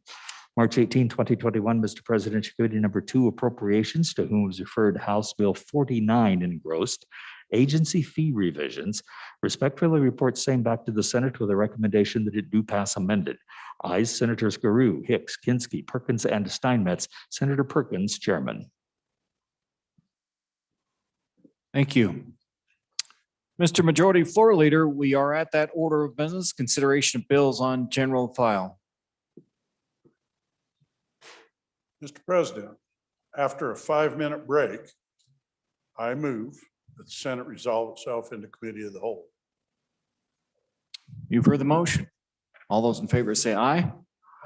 Those opposed, no. We'll take a 5-minute break, at which time Senator Schuler will be in charge of the Senate.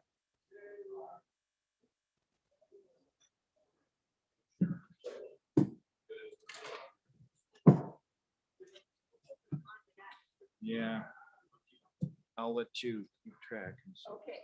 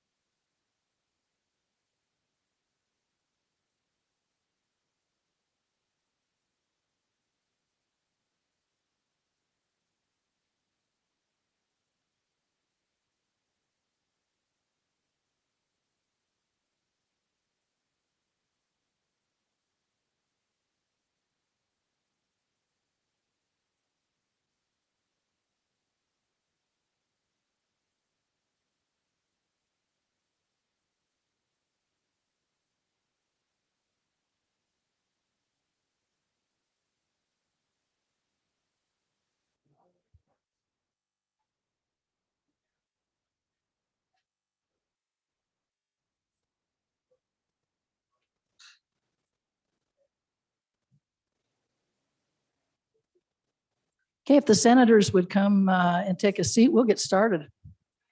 So we can get home sooner. Oh, hang on.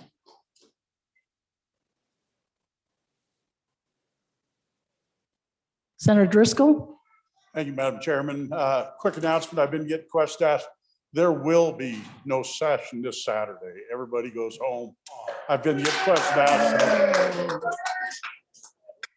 Bad news. You'll get your note later. Before we get started, I would like to take privilege of the floor, if that's all right, President. I'm the boss. Yay. I guess I will take privilege of the floor then. I would like to introduce one of our staff members' daughter who's in the gallery today, Beth Hubler, who's one of our developers in the IT and has done a great job. Excuse me? Oh, yes, she needs to stand up for sure. And her daughter, Jenna, who is a junior at East High School, is with us. Oh, she's right up here. So if we could give her a nice welcome.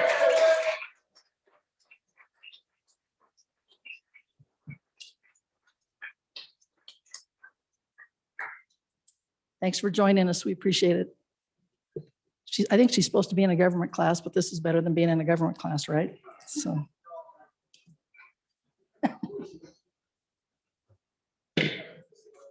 Committee of the Whole will please come to order. The first bill for our consideration is Senate File 126. Would the reading clerk read the bill? Senate File 126, Real Estate Subdivisions Easement Requirements, sponsored by Senator Cooper.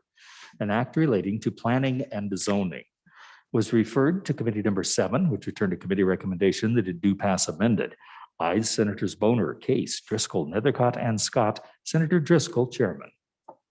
You've heard the reading of the bill. What is your pleasure?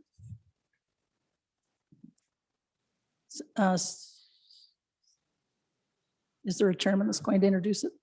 Maybe, maybe not. Oh, there we go. Senator Scott. Oh, Senator Driscoll. Madam Chairman, I move when the Senate rise to report it, do so with a favorable vote on Senate File 126. And for further explanation, I ask Senator Cooper to give the explanation. Senator Cooper. Thank you, Madam Chairman. Thank you, Chairman. Some of you remember I brought you the last bill last night and kind of went home with a large piece of my anatomy in a plastic bag on that one. So this morning or today, I'm here to present Senate File 126, Real Estate Subdivisions and Easement Requirements. Kind of like I told you last night, this is a real simple bill. There is an amendment. Madam Chairman, there is an amendment on the bill. If I could have that read in, please. Would you read that in, please? Senate File 126, Standing Committee Amendment Number 1, page 2, line 18, after.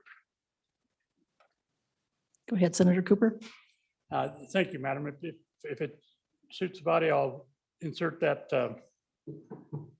I guess I need to move that amendment first, don't I? Yes. So with that said, I move Senate Standing Committee Number 1, Standing Committee Amendment Number 1 to Senate File 126 and ask for your favorable consideration. All right.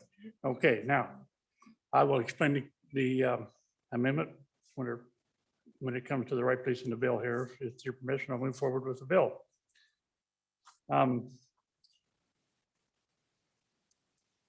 Senate File 126 deals with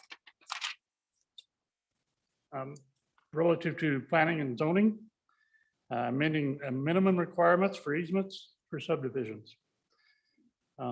Page 1, lines 12 through 15, and on to page 2, lines 1 through 5, describe the board's authority to require and exempt information from the subdivider. Page 2, lines 7 through 9, states a subdivider's responsibilities to provide information to the board. Page 2, lines 11 through 18. This is where we're talking. Copies of binding easements of not less than 20 feet in width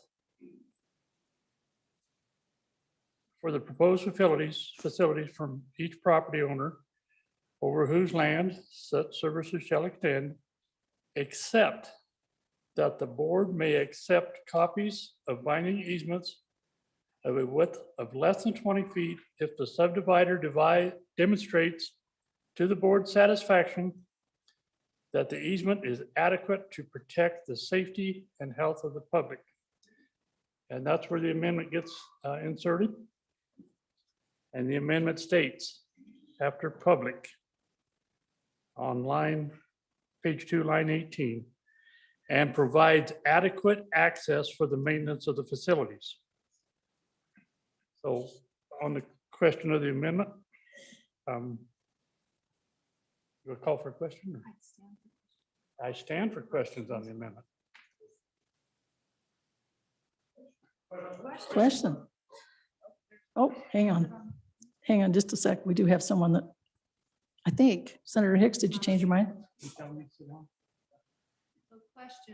Oh, he did call question. Okay. Okay. All those in favor of Senator Driscoll's motion to accept the Standing Committee Amendment number 1 to Senate File 126, please say aye. Aye. Okay. Those opposed? Okay, the amendment is passed. Thank you. Yeah, you're correct. You're correct. It should be Senator Cooper's. Back on the bill. Thank you, Madam Chairman. On the bill, I'll stand for questions. It's pretty self-explanatory. We're asking for a discretionary decision on the from the boards when there is an easement of less than an older easement of less than 20 feet, and stand for questions. Senator Cole. Thank you, Madam Chairman. Just a question to the bringer of the bill, the good senator. Has anyone looked into fire code and access for that purpose? And if there's any conflict with that, or I don't know what your thoughts were with addressing that possible issue. Thank you.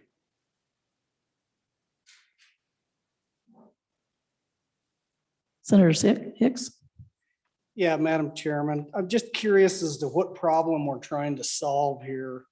20 feet's not very wide for easement purposes for utilities. So just trying to understand what's the problem with 20 feet?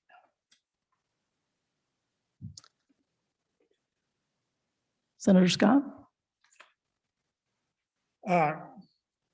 Madam Chairman, on the question of the fire code, notice that it probably wouldn't be adequate for fire purposes, but the language on page 2, line 14 is the board may, so it's discretionary. So if it was an easement, for instance, that where the fire people required something larger, then they would say no, the board would say no. If it was one that was not critical to the fire people, they could say yes. And there would be circumstances, for instance, suppose you had a water line that was a key access and there was an 8-foot easement given way back when. This would, if experience has shown that's adequate, this would allow the board to accept that in their discretion. So they wouldn't have to force an additional expense of getting a much larger easement, which could be quite expensive.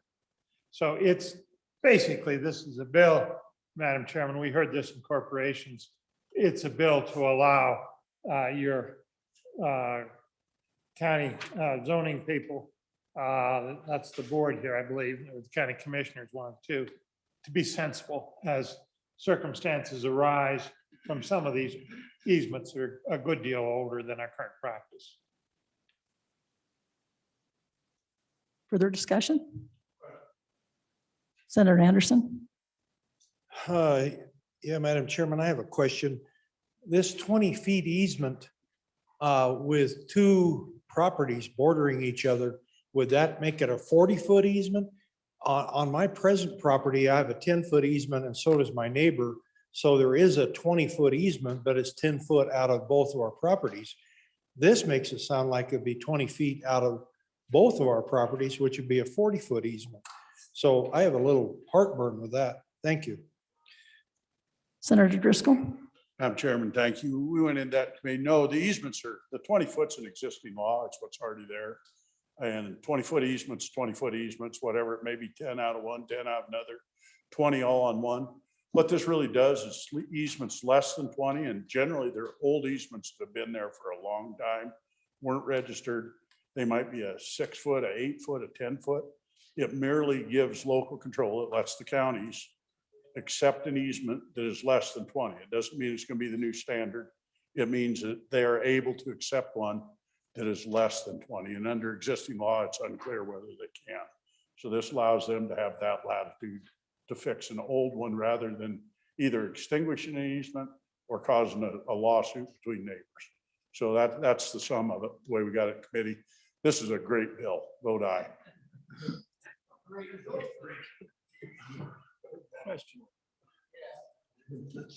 Are you ready for the question? Okay. No? Oh, hang on. Hang on. Oh, no. Senator Nethercott. In the event you weren't persuaded by the tall gentleman behind me, take note, good senators, that I did just kind of look this up in committee when we heard from it and saw the frequency and commonality of it throughout our country and municipal codes and county codes. And it certainly is not something novel or unique or different. So take comfort in that. Feel free to use the Oracle yourself if you so desire and type it in and you'll discover a whole new world out there of easement codes of less than 20 feet. Senator Perkins. This is a good little bill. And one of the reasons it's a good little bill, as opposed to an old friend, is that it really does allow you to use less. It allows you to have less of your property encumbered than what the current law requires. So this is actually reducing the fingerprint and the footprint that government requires on your property. Long and short of it is it doesn't require this utility easement, which may be for an electrical line, could be for a cable line, could be for a little water line. Doesn't have to be any bigger than it needs to be, instead of saying it has to be at least 20 feet. So it actually is pulling back on the government's ability to require certain uses of your property. So it's a good bill in that regard.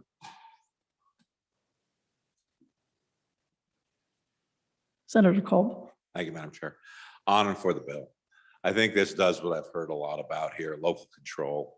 It brings local control back to the folks that are making these decisions that can look at the circumstances and come up with the best judgment for the community. Thank you. Any further discussion? Okay, are you ready for the question? All those in favor of Senator Driscoll's motion that when the chairman of the whole rises to report that it do so with a favorable recommendation of Senate File 126, please say aye. Aye. Those opposed? Okay, the bill is passed. Next bill for our consideration is Senate File 150. Let's read that bill. Senate File 150, death penalty repeal, sponsored by Senator Boner, an act relating to crimes, offenses, and criminal procedure. Was referred to committee number 3, which returned a committee recommendation that it do pass.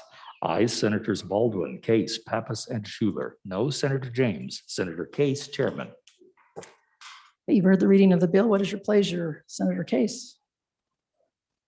Thank you. I move that when the committee of the whole rises to report that it do so with the do pass recommendation on Senate File 150. I would ask that you call on the sponsor, Senator Boner. Senator Boner. Thank you, Madam Chairman. Ladies and gentlemen, what we have here is a bill that would repeal the death penalty. Now, I've described this policy choice in previous years somewhat overdramatically as being a life and death decision. And after doing some more research over the past several years, I think that really actually isn't accurate. So I want to make sure that you know that we've had a lot of tough discussions today and yesterday. This actually doesn't really need to be one of them if we focus on the facts of how the death penalty works in Wyoming, or maybe more to the point, how it doesn't work. So if your expectation is that we use the death penalty to, on occasion, put somebody to death, if that's your standard, then you're going to be sorely disappointed. We don't really have a functioning death penalty when it comes, if that's your standard.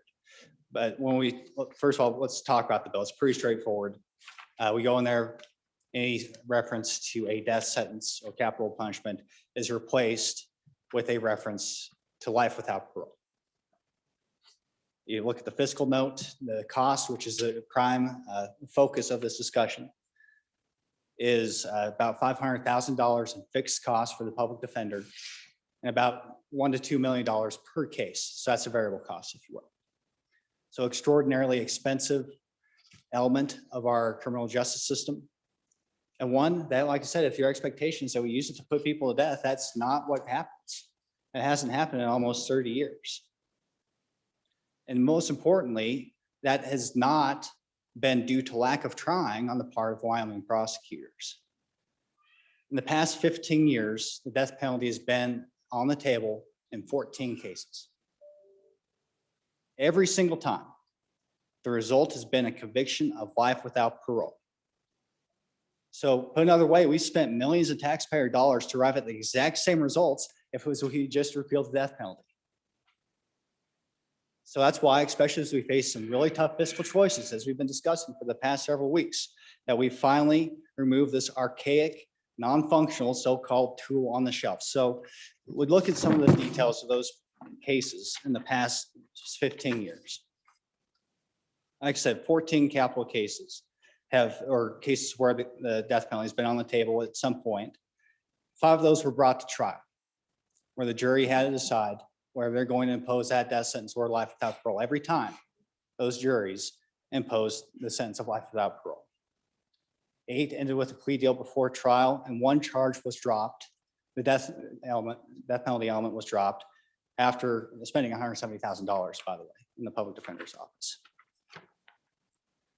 That's 14 attempts at the death penalty in some form or fashion. 14 sentences of life without parole.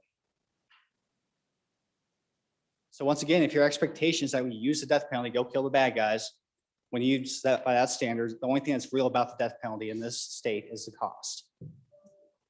So that leaves the so-called tool in the toolbox argument, the idea that we have to, in order to produce that life without parole sentence, we have to threaten the death penalty to get there. And once again, while I want to stay focused on this state and what's happening in the state, is also useful to look to other states, especially those that have repealed the death penalty, as well as states that use the death penalty more often, and see if that's actually the case. Does using the death penalty as a negotiating tool actually lead to more sentences? And really, there's no evidence to support that. If you look at the top 10 states who have the highest population of prisoners who are serving a life without parole sentence, half of them have the death penalty, half of them don't. You can look at the cases of individual states throughout the country who have repealed the death penalty, actually have a higher rate of sentences of life without parole than when they had the death penalty. So if you look at from a statistical standpoint, it just isn't necessary to produce that desired outcome, which has been the outcome anyways for the past almost 30 years now in the state. I think it's also important to look at the example of other states to address the issue of whether this is actually a deterrent or not. And the statistics show that it really isn't. In fact, there's even some evidence that shows that the states that use the death penalty more often, well, I mean, they actually execute people. It actually have a higher violent crime rate. The 10 states with the least high violent crime rate, 8 of them have repealed the death penalty, and 2 hardly ever haven't used it in the past 10 years. So the idea that somehow it works as a deterrent just doesn't pan out when we look at the statistical analysis. So those are the facts, ladies and gentlemen. I hope that we can stay focused on those facts, both as a way how it plays out within the state, and maybe we can look to other states from a statistical standpoint, not looking at cherry picking, individual stories meant to evoke an emotional reaction, but looking at the statistics of how this actually works. So like I said, more of the point doesn't work. And finally, we need to, ultimately, I think this discussion needs to center around victims' families. Does this serve victims' families? And what we heard in testimony, and I ask if you're unsure about this bill, maybe vote yes today and listen, back to that March 4th Revenue Committee meeting and listen to some of the victims' families. We heard primarily from victims' families who chose not to pursue the death penalty. One victim's family member described it as picking at a scab, and the wound gets bigger every time you pick at the scab. And that's the reality. These appeals, which are mandated by the Eighth Amendment of our Constitution, take decades to litigate. It's re-traumatizing the victim's family members. Every time that happens, it's in the news. They have to relive that trauma. Maybe there was a time back when we could actually execute the death penalty in a more expeditious manner. Maybe there would provide some closure to the victim's family members. But what we heard is that it's just like picking at a wound. Of course, there's also family members who do believe that this would provide closure. They do believe that, and we represent that it will provide that closure. So I just ask you to think critically, really think about this, senators. Given the facts of how this works or doesn't work in Wyoming, is it okay to represent and hold out hope for those family members who think this is going to help and then fail to deliver? So regardless of whether a victim's family wants a death penalty or not, we have to rectify that with the facts here in the state of Wyoming. I don't think in any circumstance, given those realities, that we're serving any victims' families. We're expending enormous amount of resources, both in terms of time and money, to get to the exact same point where we'd be if we had just repealed the death penalty. So I urge you to focus on the facts, focus on how this works, focus on the fiscal arguments, and vote yes to repeal the death penalty. Like I said, I hope that if I've said anything that was new information to you regarding the death penalty, vote yes today. I have a mountain of information about how this works in Wyoming and throughout the country. Go back and listen to that Revenue Committee testimony. There's lots of powerful testimony from folks who are involved in the system. And I just ask you that maybe what you've heard, if I say anything that's new information to you, I ask you to vote yes today and come to me or anybody who you trust really with questions. So that's the bill. That's the reason to support it. I would certainly stand for any questions. Senator Pappas. Thank you, Mr. President, or Madam Chairman. I just elevated her. I too am on and for the bill, and I thank you. I thank the bringer of the bill for this. I've supported the elimination of the death penalty, every time it's come up since I've been in the legislature. It makes, while for me, it's a moral issue. I don't believe in state sanctioned murder. I personally don't believe in that. Whether it's abortion or whether we're killing people who have committed heinous crimes, that's not the issue that really drives me today. Today, it is the cost issue that was just brought up, and it makes absolutely no sense when it's costing us this kind of money to execute someone, to be prepared to execute someone. Because as you've heard, we haven't executed anybody for years and for decades. So, but another fact of the matter is that we're all human. We're not perfect, and 1 out of 8 folks that were convicted have been exonerated. That's a high percentage. 185 people have been released based on data that came up later, DNA data or whatever, or confessions from the actual perpetrator.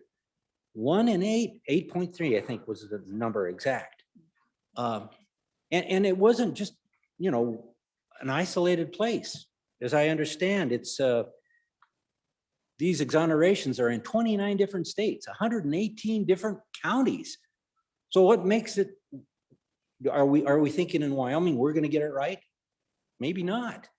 And so, in my heart, I can't see that the death penalty is fair treatment. It tends to be racist. The people that are 22% of those in Laramie County were people of Latino in the Latino population here that were, I think that was the number. Oh, no, that was in the up on the Wind River Reservation. They had, let me give you the data. In 2006, there have been 4 death penalties in Fremont County, which includes the Wind River Indian Reservation. All 4 cases were brought against Native plaintiffs, despite only 22% of the county population. So, there's some injustice there. And to Laramie County, most of the death penalty prosecutions in Laramie County were against people in our very small Latino population. So I really think it's something that we can do better. It's been proven we make mistakes, and those mistakes, even one mistake, we put one person to death that doesn't deserve death, I think is a travesty. It's a human tragedy, and it's costing us.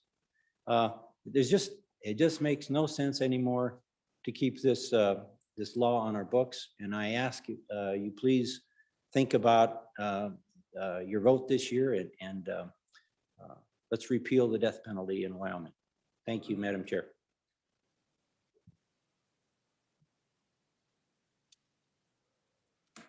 Senator Bouchard.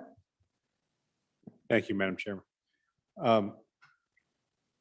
First argument I heard, it was hard. It's difficult to get done. It's not supposed to be easy. It should be difficult. So that's the first standard, the threshold. I've also heard that we don't do it. We don't do it that often. I think that's another thing that we should look at as a standard. Interestingly, the last time that we had this discussion on the floor, it was only a few weeks. In the state to the west of us had a little girl that was murdered. They couldn't find her. 21-year-old man, I think it was his niece. And they couldn't find her. And the prosecutor said, we'll take the death penalty off the table if you tell us where the little girl is. And the rest of that story is that he told her. How would you like to be that person who didn't know where your little girl was? And they had a tool to use. I mean, we've heard that it's a hard process to get it to actually get to a death penalty. It's not even being used. But what we do know that it's being used when a prosecutor has to get real closure for somebody who they don't know where their family member is, and they're buried and they're dead. And I want to tell you, this little girl over in a neighboring state, not only was she murdered, she was raped. She was under 14 years old. There was uproar in the community because there was a lot of people that wanted them to renege on that, on the fact that they used that tool, because when they found out what really happened, it's brutal. You know, I was going to look for the case. There's another one. A 5-year-old daughter, kidnapping, sexually assaulting, and killing a 5-year-old girl. And they made a deal, pleaded guilty, took the death penalty away. It's a tool. You know, the one that happened here, the one that got to bypass the death penalty because of all the wrangling that's happened, that he basically got to bypass the punishment. That was a young lady, I think she was 21 years old, driving through Wyoming. And when you listen to the police officer that did a traffic stop on her, he is so saddened because he wishes that that had never happened, because she would have drove right through. And when she was abducted, later found floating in the river. And then later, they found him through DNA evidence. He was in the state to the south of us on a different charge, he was incarcerated. When they went to his place and they found her car buried in his backyard, on his property, that's when they knew they had the right place. And they also found a school bus where there was a bathtub in there. And she was tied up. When he sexually assaulted her and tied her arms to these holders. So, I mean, I can just picture, like in a movie, Silence of the Lambs, where this girl was punished with brutal sexual assault. How do you stop a monster that does that? I mean, I'm pro-life, but I didn't come down here to defend monsters. We should defend innocent life with all our might. But there are punishments there's absolutes and everything. I just can't imagine how would anyone feel if one of their family members was tied up like that and brutalized and later found floating in a river. The real problem we have here is we should go back and fix the system where someone can't get off like this, where there has to be an absolute and the execution is done. That's where the problem is. It's not in getting rid of this, it's making sure that it works properly. You know, I was looking for that case. There are more. The one thing that we are lucky about here in Wyoming is that we don't have the population base, and we don't see the things that they're seeing in the state to the west of us.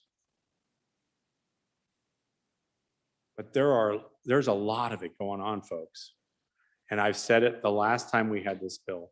It's not if, it's when one of these monsters rears their ugly head in this state. So on and against the bill. Do you want to have Senator Case go first, or do you want to bring up the rear? Senator Case? Let you hang in there. Well, you know, one thing about Wyoming, we are pretty small. And things are kind of personal. And in fact, as I recall the last time we executed someone in Wyoming, and I wrote the governor at that time, it was Governor Sullivan. And I said, you know, I talked about this very issue and that I didn't believe in the death penalty and I didn't think it accomplished anything. And you know, the governor, he wrote me back a nice letter. He's a good man. But what I come away with remembering about that is when that execution actually occurred, I felt it. And people all over Wyoming felt it because we were part of it. And it didn't make me feel any better. I don't know if it made anybody else feel any better. But you really do feel it in Wyoming. And we would feel it. And just think about, I guess think about that for a second, because, you know, and the funny thing, that is so long ago. That was actually, Senator Scott was serving in the legislature. I wasn't here yet. That was the year that I was first elected. And that just seems, wow, it's been that long. So something has changed. We must have executed people all the time before that. And then now we haven't for this long period of time. The truth is, the guy that we killed before that was in 1965. That the last execution was in 1992. The one before that was in 1965. That surprised me, you know, that's almost as long a period. And so I guess it's never been easy. In fact, if you go back again, the one before that was in 1944. I don't know how people felt in Wyoming when those other executions happened, but I do know how I felt, how other people felt when we killed the last one in Wyoming. You know, there are horrible creatures in this world that walk on two legs and do horrible, horrible things. The death penalty doesn't stop that. I think there's actually a piece of it that the drama about the death and execution is attractive to some people.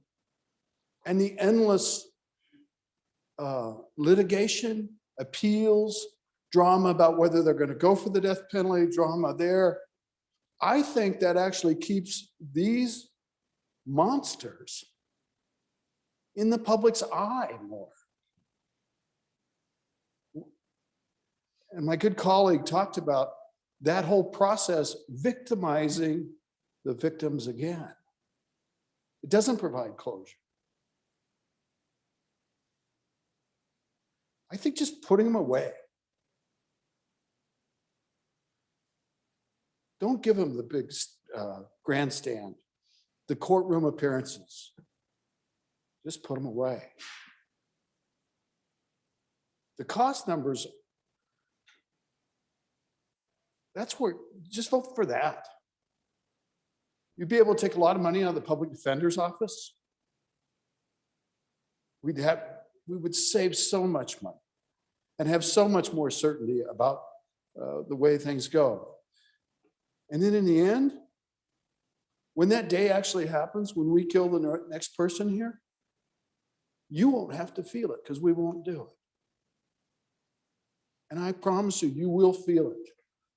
No matter how you feel, no matter what your religion is, no matter what you believe, you will feel it.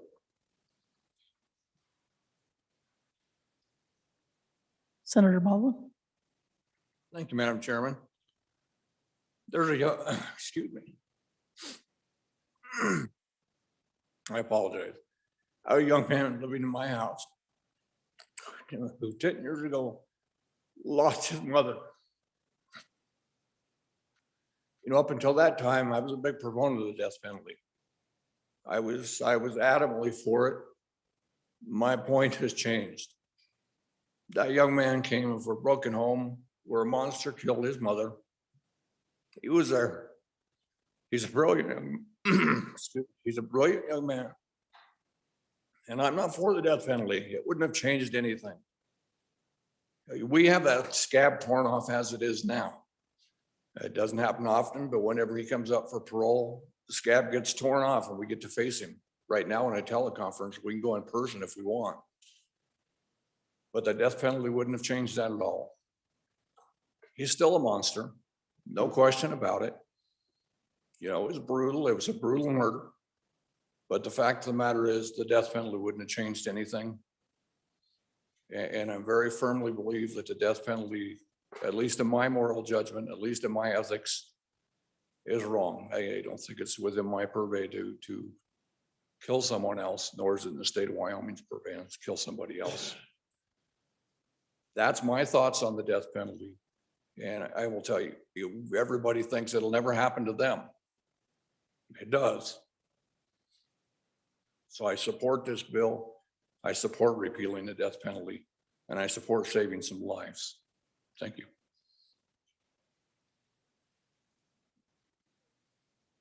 Senator Boner. Thank you, Madam Chairman. As I said before, I think it's important we stay focused on what happens in Wyoming. And when we do look to other states, we focus on facts, statistical analysis, not sad stories that are meant to cloud our judgment. Yes, people do terrible things. We heard that. We have more experience with that than we probably all care to admit. I point out, you can take the most gruesome, terrible things that happen in the state. And those perpetrators who we try to kill and fail, they're going to die in prison. The case I was referenced before. That perpetrator is 75 years old in poor health. And the only thing that is the difference between trying and failing to pursue the death penalty in a sense of life without parole is that we expend a lot of resources that we don't have right now. And we give this false hope to the victims' families. So let's focus on reality. Let's not allow our judgment to be clouded by anecdotal evidence from out of state. I have anecdotal stories too about how from other states about how the death penalty has been abused. Thankfully, that's not here in Wyoming. So let's focus on Wyoming. Let's focus on statistics. Let's focus on facts. Once we do that, this becomes a very easy decision. Senator Bouchard. So I like to look at facts. One of the things that I've noticed is there are proponents to repeal the death penalty. And by the way, I'm not saying anybody in here, but there are activists. And you can see them say that, you know, life in prison is enough. And then they'll take the activist hat off and they'll put another activist hat on. And they'll say, life in prison is the other death penalty. And that stuff is really happening in this country. If we're going to talk about reality, let's look at prison systems. What if one of your family members was given a term in prison, maybe for something, even a lighter crime? And there's a heinous killer in there. How does that work? So what has to happen is there is actually a more secured area of the prison. There's more prison guards. There's more security. But in the event that that person does get out of that area, everybody else is at risk. We're not talking about just ordinary people that go to death row. We're talking about heinous killers, people that don't care about life. Other prisoners have a right to serve their time. And more so, prison guards have a right not to be threatened by having to keep a heinous killer in safety. And it makes me wonder when we're talking about this, how many people are willing to sign up and go do that job? How many people want to go work at a correctional center and secure those areas? I mean, you could say this is anecdotal, but if you look at the things that someone like Charles Manson did, I mean, that was one of those cases where they said, hey, let's not do it. And it was a lifetime of abuse to the prison guards. He threw feces at them. He did everything he could. He was not a model prisoner. He wasn't a model citizen. And that's what we're missing here. We're missing that whole component here. This isn't something we're doing because they shoplifted or because they're heinous killers. That's what this is about. And I just want to know how many people want to sign up for that job, to babysit them, to make sure that they don't hurt themselves, to make sure they don't hurt others, to make sure they don't kill somebody in the prison. And look, there are people that I've seen in state prison systems that ran things from inside a prison. There are books on it. You can't stop it if you don't end what's going on. They will continue to cause havoc. They will continue to try to kill someone. They will continue to cause pain somewhere. That's what this is about. Don't take the tool away. It's a tool because you run out of rope. There's nothing else you can do. That's what it's about. So on and against the bill again. Senator Landon. Thank you, Madam Chairman. For me, it's not about that. It's about really a couple of things. Not long ago, somebody I really look up to that has just done a lot for me through the years, through the college and some things. And we were visiting one day and she said, how do you feel about the death penalty? And I said, well, I'm for it. And she said, really? Well, explain that to me. And so I went through the explanation of heinous crime and the ultimate of all punishments. And, but I went away from there and I never forgot the conversation because I kept going back to it knowing that I really had not provided a very good answer. Well, so I've thought about it since that day, and I never thought that I would get to this point. But honestly, folks, I am now to this point of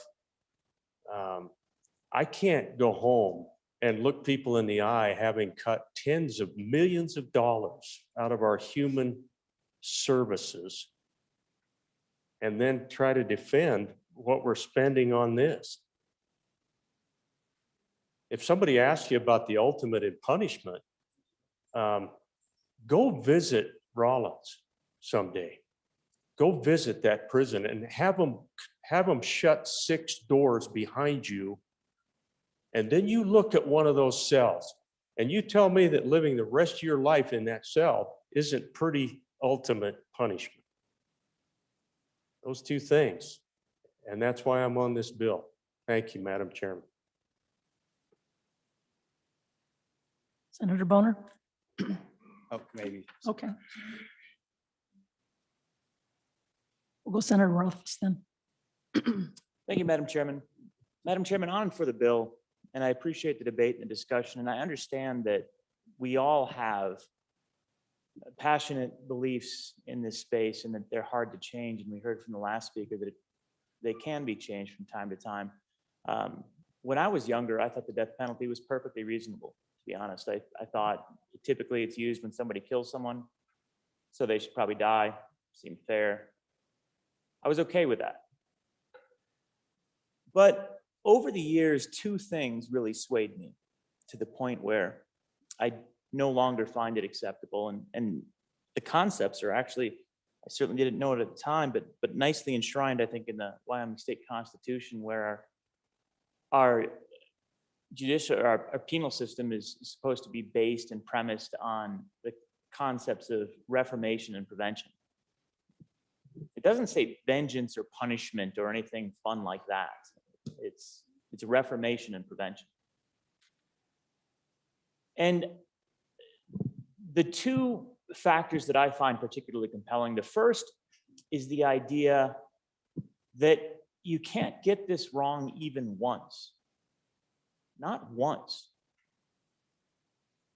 Just imagine the circumstance where, oops, we really did think that person was guilty. And it seems like that would be nearly impossible. It seems like the death penalty would only be used in a circumstance where there's absolute certainty. But we know time and again, there have been exonerations of individuals that were sentenced to death. And over the time, when they were making their appeals and when they were trying to use this system that we've heard complaints that it's slow, it's not effective. I actually find those to be the assets at this point in time, because over the course of that time, many of those individuals have proven their innocence. They were fully convicted beyond a reasonable doubt by our judicial system. In the eyes of the state or the federal government, they were deemed to have been guilty of and committing of an offense that was punishable by death, deemed justified, proved false. We don't know whether any individuals that weren't exonerated were in fact innocent. Not a lot of work goes into that. But I'd be hard pressed to believe at this point that someone along the way wasn't convicted and executed and innocent. Honestly, at this point, it seems pretty hard to believe based on the discussions we have, the anecdotes, what we understand of prosecutions and the challenges of the system, as well as all of the exonerations that took place. I find that hard to conclude. And to me, that's unsettling. The idea that we would convict and execute an innocent person is beyond what I would accept from a government. That's a line too far. Madam Chairman, the second point, though, goes a step beyond that, where even if we could develop a system and contemplate an individual where we knew without question, beyond any doubt, not just reasonable doubt, beyond any doubt, that an individual was guilty of the horrible crimes, do we want the government to have in its hands the power to execute when there are alternatives? This gets to where I'm a small government person. I think most of you know that, ironically, I usually am a small government person. I don't like the government to have powers that it doesn't need to have. I don't want it to have authorities that are unnecessary or excessive. I can't imagine a more severe power than the right to choose life and death when there is an alternative. So, Madam Chairman, again, for me, even if we know that this individual is a monster, and I understand the passions of those that are involved, and I understand our human passions of wanting that person punished when we know they're a monster. And I can't imagine the depths of despair I would feel if someone dear to me were killed and suffered through these horrible tragedies that we hear about. I have no idea how that would feel, and I don't want to know.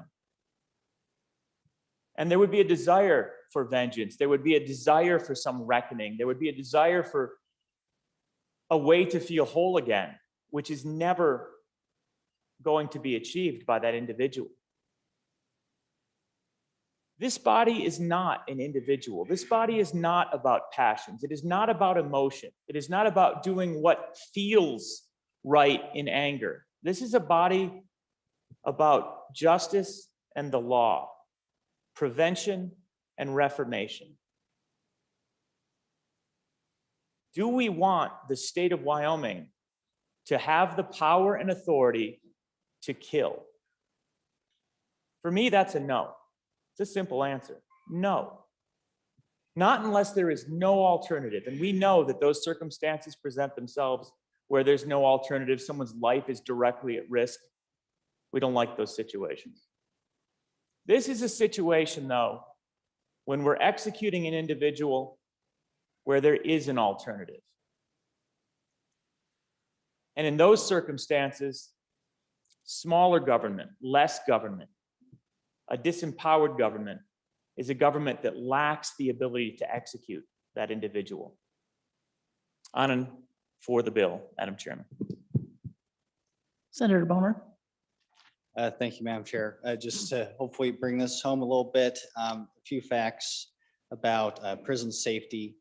Prison staff, and these are national statistics, mind you. I'm not aware of a Wyoming correctional officer losing their life recently. Prison staff are 82 times less likely to be murdered by an inmate than an average person outside, and 98% of prison murders occur in jurisdictions that have the death penalty. Like I said before, Madam Chair, this is a very straightforward discussion. You just focus on the facts. Call for the question. Okay. Oh, sorry, there's one more. Let's see. Let me find you. Mr. Perkins. Senator Perkins. Thank you, and I'll be really short. I just wanted to, I already am short, but anyway, yeah. I just, there's been a lot of talk about the cost. I just wanted the folks in the Senate to know the costs associated with this. And what we do each year is you appropriate, in a budget a year ago, appropriated $500,000 in the public defender's office. Sometimes that's been as high as $1 million. I think might have been $1.25 million several years ago. And there's a like amount in the Attorney General's office. And you do that because ultimately, if you're going to impose the ultimate penalty on someone, you have to be able to pay for all the rights that they have to a defense under the United States Constitution, the Wyoming Constitution. And so we appropriate that money. That money is not expended unless there's a capital case. And it all reverts at the end of the biennium so that there's not an expenditure of any of this money unless there's a capital case that goes to trial, or at least begins preparation for trial.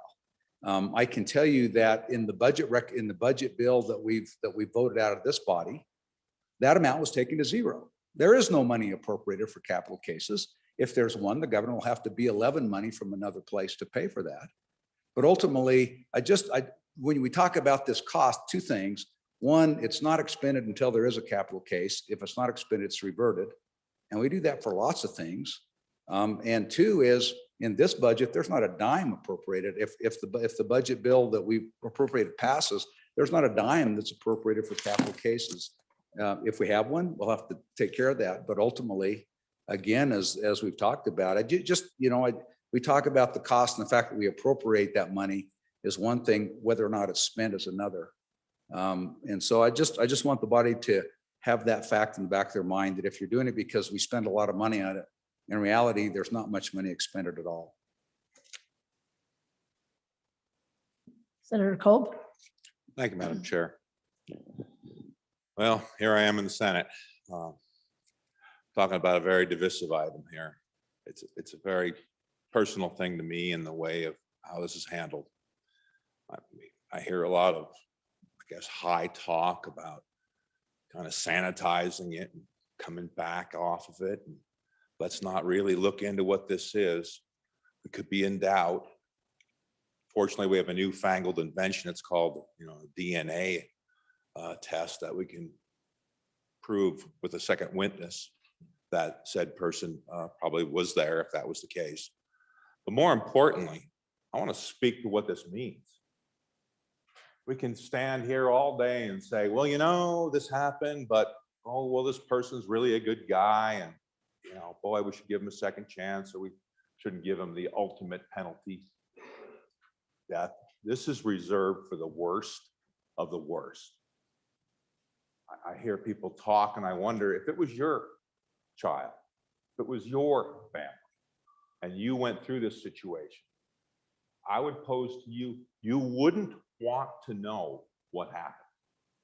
You wouldn't want to, because you'd have to have psychological help.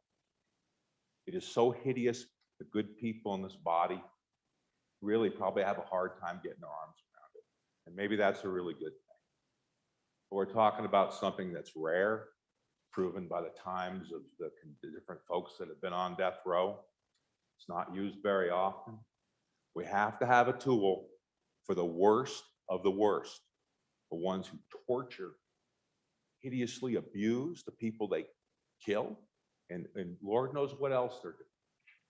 I think it's a tool that's not been abused. I think it's a tool we need to keep.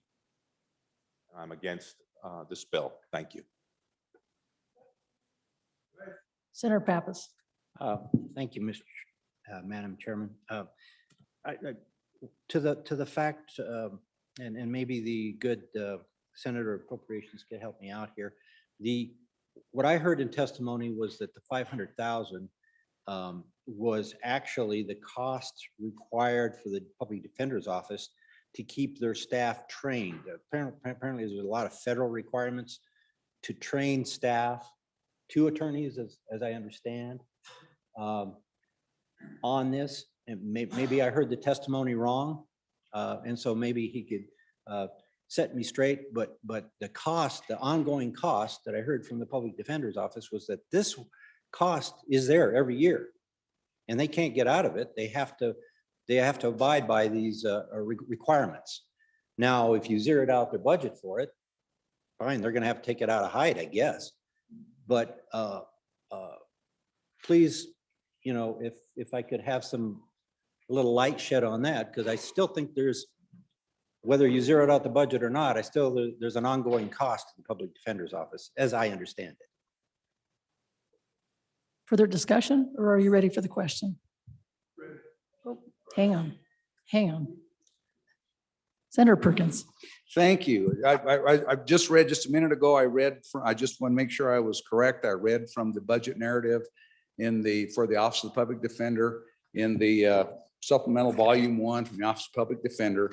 And again, there was $500,000 appropriated to pay for whatever costs. Usually those are usually 900 series or contracts you go out. do they have to stay up on that in the public defender's office and stay up on the list? Yes, they have to do that as part of their continuing education and part of what they do in order to provide those services in the event that they happen. And keep in mind that there are a number of cases of which there is a death sentence on the line, but usually that's resolved fairly early in the case, oftentimes as a result of negotiations or other things that's not expended.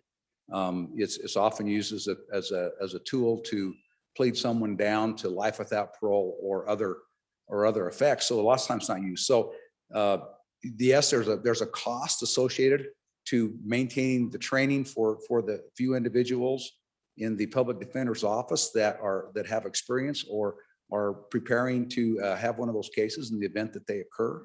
But the actual expenditure, the $500,000, I double checked it and read from the budget narrative that there was $500,000 appropriated in the original biennial budget a year ago. That $500 was a part of one of the reductions that occurred here.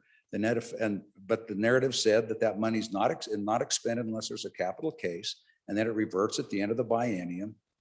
Any unexpended amounts revert at the end of the biennium. And in this case, the governor's recommendation was to remove all of it, and which so far we approve that recommendation, is my recollection. And so again, if there's a case, the governor will have to do something. He'll have to B11 some money in from someplace else to cover that. But that's from the budget narrative and my recollection of my years on appropriations. Thank you, Madam Chairman. Are you ready for the, oops, sorry. Senator Bonner. Just briefly. So past 15 years, 14 cases. Even the plea deals, the ones that result that are shorter, you're looking 300, almost $400,000 for the relatively shorter ones. Once again, let's focus on the facts, not our feelings. The fact is, once again, this does no service to the victims' families. We can't actually execute anybody. Let's go ahead and repeal it. We ready for the question? Oh, hang on. Oh, I missed one. Sorry. I'm standing. Senator Nethercott. I am standing. Thank you, Madam Chair. What a tough decision for us to make. Probably much to all of your surprise, the standing joke, I think, in the body is I'm pro-felony and pro-justice, and I certainly am. But I have struggled with the death penalty over the years. I have been in the prison system. I have represented criminal defendants. I have prosecuted defendants. So I know it very well. I've studied the issue. I've studied the issue across the country. I've watched the large state to the west of us struggle with it. They go back and they go forth, and they go back and they go forth with repealing it and bringing it back. The same with the state directly to the south of us. They repeal it, they bring it back, they repeal it, they bring it back. They just repealed it last year, but not before a major televised case where a gentleman murdered his family and was pursued with the death penalty and decided to plead guilty just the year prior. It is a tool. So when you talk about cost savings, which I know is the latest tactic to move through this issue, and what I'm not hearing is those avoided costs. Those avoided costs for the 8 plea deals in 15 years. Do you know how long it takes to do a homicide case? Do you know the trauma on the victims' families? Do you know the crime lab, the police officers, the court system, the judges, the juries, everyone that has to go into weeks, months trial to get a conviction that's avoided? Do you know what the psychological damage is, not only to the homicide victim's family, but having them testify to prove the guilt? It's significant. Those costs are real. Alternatives to sentencing for the defendant? How about alternatives for the victim? I know we don't want to talk about it because it's emotional. Someone's dead. And it's not the guy that made the decision to kill. It's the victim. The state isn't executing. When the person chose to take the life, usually more than one, usually heinously, they made that choice. The state didn't make it for them, they did. And it's holding people accountable. And there are other systems associated with our corrections in the United States. One is called retribution. It's hard. Gosh, that seems so harsh. But it's fundamental. It's one of our 4 tenets in the United States system of criminal justice, retribution. It's difficult. The application of it does require mercy. And sometimes mercy looks harsh. It looks fair. It looks just. It looks balanced. And it's what we know in our society in this country, which struggles with a high crime rate, high homicides rate. We always have. It's what the people have asked for. We can look at that time and time again. So we repeal it this year. In 5 years, we have our next serial killer coming through I-80, and we bring it back because he takes one of our daughters. We bring it back. And then we do it again in 10. That's what I see the history with the death penalty. I don't like it. Wyoming uses it judiciously, and I'm proud of our history with the death penalty. If I lived in a state to the south of us with a large star, more likely to repeal. I think there are issues regarding the credibility of those convictions, but not in this state. I'm proud of our history in this state. There is no doubt about the convictions for the 2 gentlemen who have received it. None whatsoever. Side note, the one who received it most recently also killed his cellmate. Probably many, many others, but we'll never know. So I think it's just important to recognize the reality of the history of the death penalty in this country. It's harsh. We're not Europe. We're not. We're not there yet. I strongly believe, of course I have no crystal ball, that if we repeal now, we'll bring it back. Balance, retribution, mercy, humanity, justice, all of those things go into this decision. And just because you're for the death penalty does not mean you're for vicious, vindictive retribution, or you want the red meat of it. No, it is sad. It is hard. It is a heavy weight and a heavy burden. And those decisions that those people make, understand that, but recognize it is thought through carefully, judiciously, twice. And 8 families, through a plea deal, by taking the death penalty off the table, received quick justice, where they didn't have to testify or go through traumatic photographs of their loved ones from autopsies and other terrible situations. That was avoided. It's an effective tool. It's a gruesome tool. It's effective, but we live in that kind of society. Wyoming does us proud on this topic. Cost avoidance is real. The appropriation and lack thereof is real. Tough decisions, but the reality is there. We ready for the question? Okay. All those in favor of Senator Case's motion that when the chairman of the whole rises to report that do so with the favorable recommendation of Senate File 150, please say aye. Aye. Those opposed, no? No. Division, better go division, okay. Yeah. All those in favor, please rise. Do I get to vote?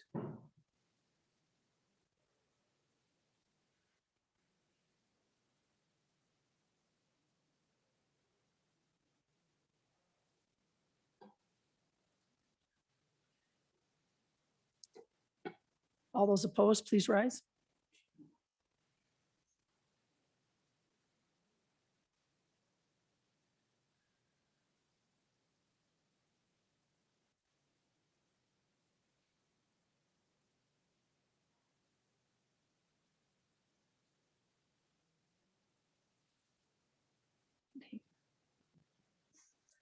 Pursuant to SR 65, having failed a standing division vote, a roll call vote is required. The chief clerk will call the roll.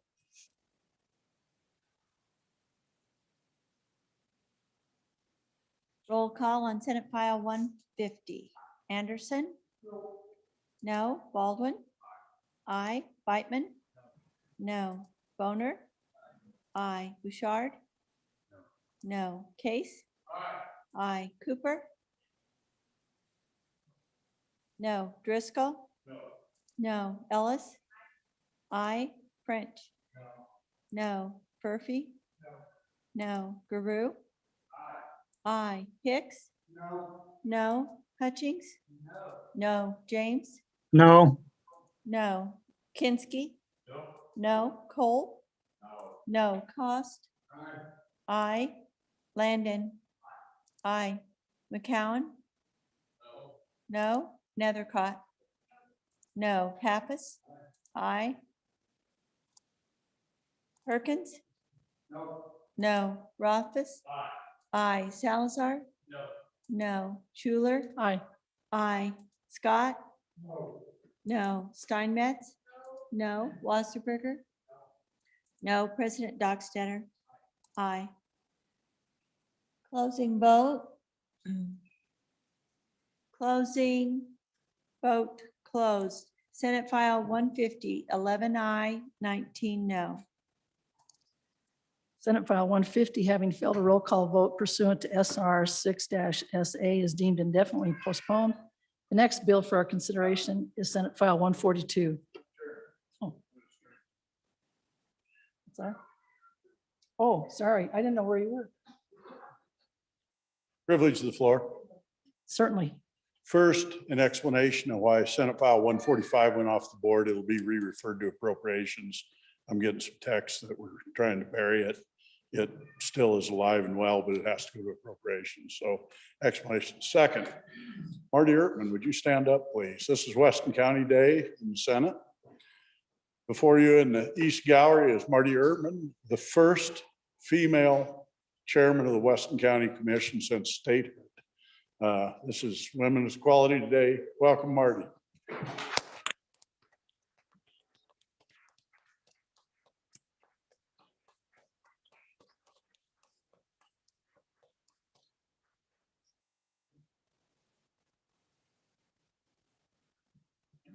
Oh dear.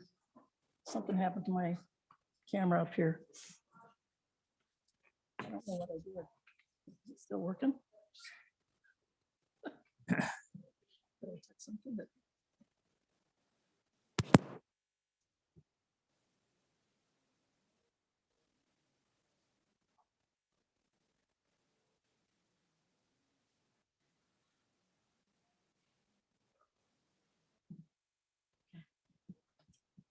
Okay.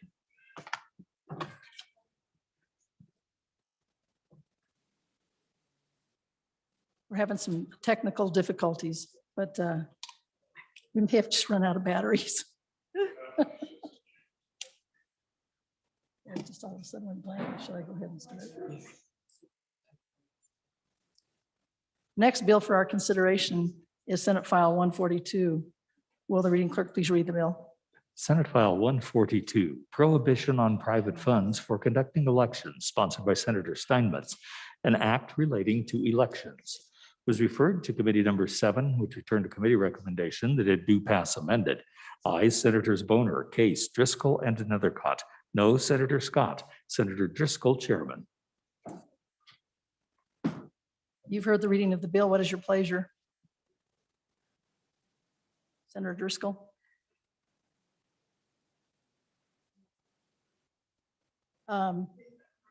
We can't. Yeah, can you? Madam Chairman, I move for the committee of all rest report and do so with recommendation. Senate File 142 do pass as amendments. Senate File 142, Standing Committee Amendment Number 1, page 2, line 2, delete.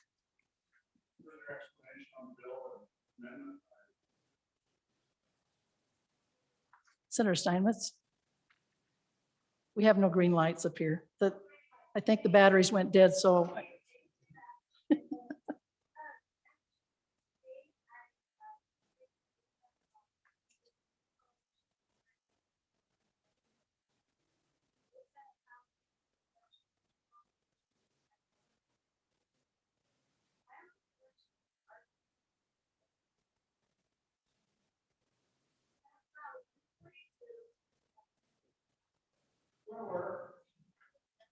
Yes?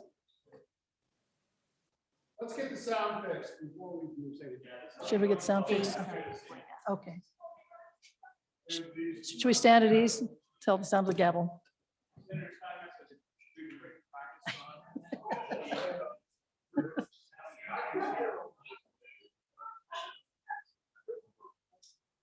You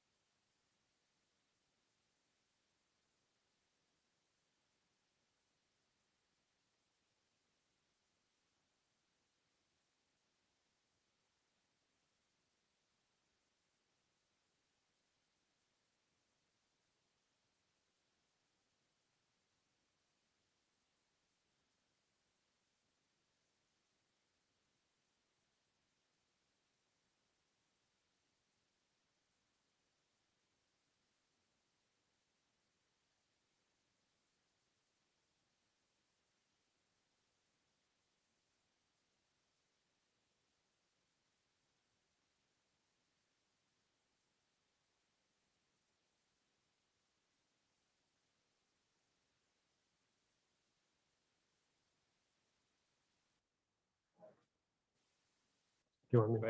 Mic check, 1, 2.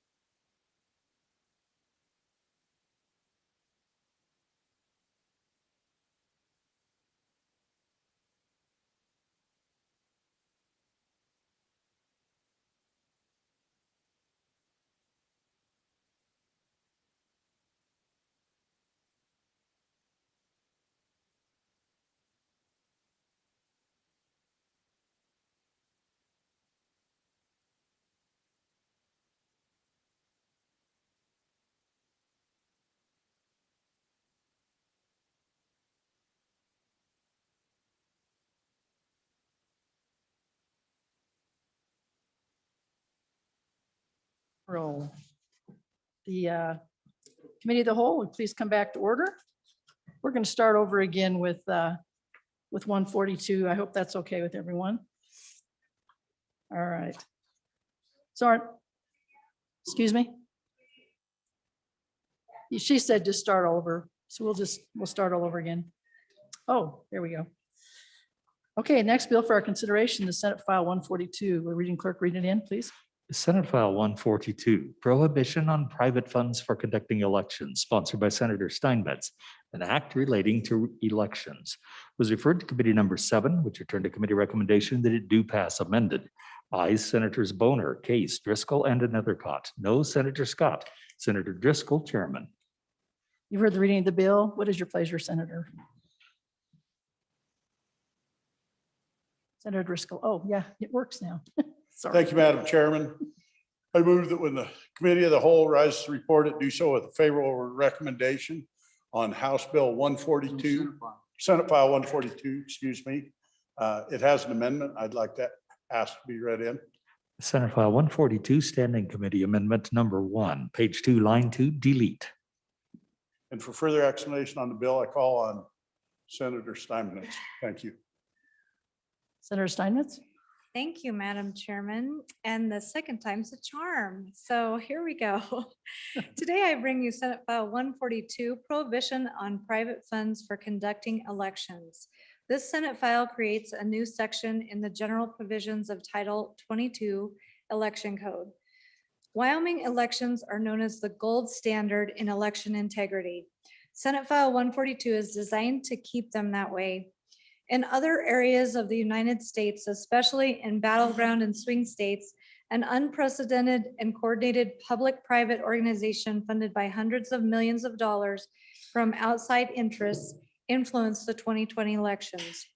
Private monies dictated city and county election management contrary to both federal law and state election plans endorsed and developed by state legislatures with the authority granted under the United States Constitution. And that's what this bill is designed to prevent. When you go into the bill, basically it's a short bill. On page 1, it just says, notwithstanding any other provision of law, the state and each political subdivision or governmental entity that conducts and oversees elections in this state shall not accept or expend private donated funds for registering voters or for preparing for, conducting, or overseeing an election. Nothing in this section shall be construed to prohibit the acceptance and expenditure of federal funds for elections as provided by law. So that's the bill, pretty short and sweet. And then I would like to move the amendment at this time. Will the reading clerk read the amendment, please? I think it's been Oh, it's read already in. posted, so you just need to move it. So Go ahead. I would move the Standing Committee Amendment Number 1 to Senate File 142 and just explain that to you. So basically, just on page 2, line 3, after election, we're just inserting the Secretary of State and the county clerk in each county may accept and expend private donated funds to educate the public on election participation and for any expense associated with election training. And this was brought to us by our good chief election officer of the state who does election training and also brings in some youth to teach them about elections. And so some private corporations, Madam Chairwoman, donate for those lunches and those private functions. And so if we could, I'd like to dispense with the amendment. So I'd stand for questions on the amendment or call for a question on the amendment if there aren't any. Senator Beitman. Thank you, Madam Chair. On the amendment, question is, do you see a chance for this language, if we adopt this, to be abused in the way that this bill is, trying to get around, or trying to prohibit? So I'm trying to, I'm not quite sure I'm sold on this standing committee amendment. Can you give us a little more reassurance on this? Thank you. Senator Steinmetz. Does anybody else have? Okay. Thank you, Madam Chairman. And we might be able to tighten this language up. This is just what, as I said, the office, the Secretary of State's office provided to us that they thought fixed the concern they were trying to take care of, which, so the bill actually talks about the conducting of the election. This is associated with training. So that would be your election judge training possibly, or your county clerks coming down for a dinner and they, a private sponsor. So I'm not, I mean, we can work on that. It won't hurt my feelings if you reject the amendment, but it might hurt someone else's. And so we can work on that. And I'm sure their office is probably listening and we can work on that if you know, it's up to the body. Further discussion? You ready for the question on the amendment? All those in favor of Senator Steinmetz's standing committee number 1 to Senate File 142, please say aye. Those opposed, no. I think the amendment passed. Division, we can go division. Okay, all those in favor of the amendment, please rise.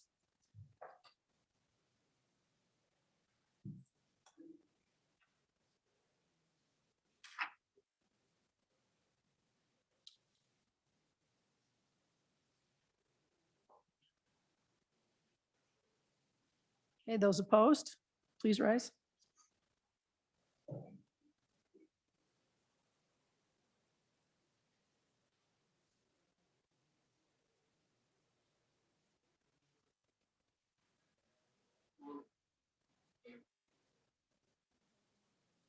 Senator Hutchins, are you voting or are you just? Okay.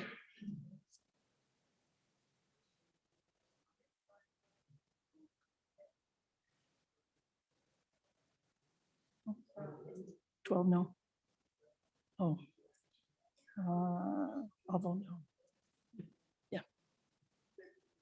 Okay. The motion to adopt standing committee number 1 to Senate File 142 has failed. We're back on the bill. Senator Scott. Madam Chairman, I was the no vote in committee, and let me explain. Apparently, there have been some major problems in some other states, large ones, where very wealthy individuals have sought to, by contributing the elections, essentially, and they do it with conditions that change the rules.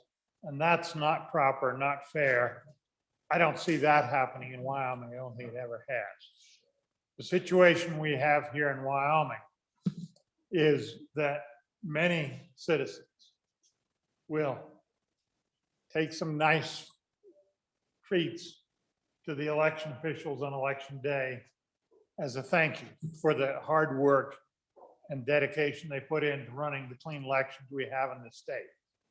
I can remember when I was growing up assisting my mother when she was doing that.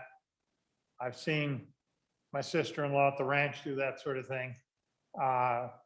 It's, I think, entirely appropriate. And I think this bill would forbid that sort of thing. That's what goes on in Wyoming. The citizens thank the citizen volunteers that make our clean elections possible. And so, Madam Chairman, I think at this point, we don't have a problem here in Wyoming. And I don't frankly think we're likely to have one. So that's why I voted no. Further discussion? Are you ready for the question? Okay. All those in favor of Senator Driscoll's motion that when the chairman of the poll rises to report that it do so with the favorable recommendation of Senate File 142, please say aye. Aye. Those opposed, no. Okay, Senate File 142 is passed. Next bill for our consideration is Senate File 118. Would the reading clerk please read the bill? Senate File 118, Rental Assistance Program, sponsored by the Appropriations Committee, an act relating to emergency expenses of government. was referred to committee number 2, which returned to committee recommendation that it do pass amended. Ayes, Senators Guru, Hicks, Kinsky, Perkins, and Steinmetz. Senator Perkins, Chairman. Senator Perkins. Thank you. Madam Chairman, I move that when committee whole rise and report it do so with a due pass recommendation on Senate File 118, federal emergency COVID-19 relief funding, and ask the body to vote aye. If we could, there is a standing committee amendment. If we could have that read in at this time. Senate File 118, Standing Committee Amendment number 1, corrected copy, page 3, line 16, delete. Thank you. What I'll do with this amendment is, if I may, we were trying to correct a problem in the amendment that we turned out we didn't do that very well. And so there's a committee of the whole amendment that does what we wanted it to do. And so I actually ask you to vote no on the standing committee amendment at this time, and then we'll go into an explanation of the bill. Question on the amendment. Oh, wait. I didn't move the Did you standing move it? committee amendment. Did you? Did I? Have you read in the standing committee amendment? He's read it in, Okay, but I so don't think you've moved. so before you vote, let me move the standing committee amendment number 1 to Senate File 118 and ask you to vote no. Okay, question. All those in favor of Senator Perkins' motion to adopt the standing committee of the whole, standing committee number 1 to Senate File 118, and we've been asked to vote no, please say aye. All those opposed, no. No. Okay, that amendment is failed. Payback. Did I say it wrong?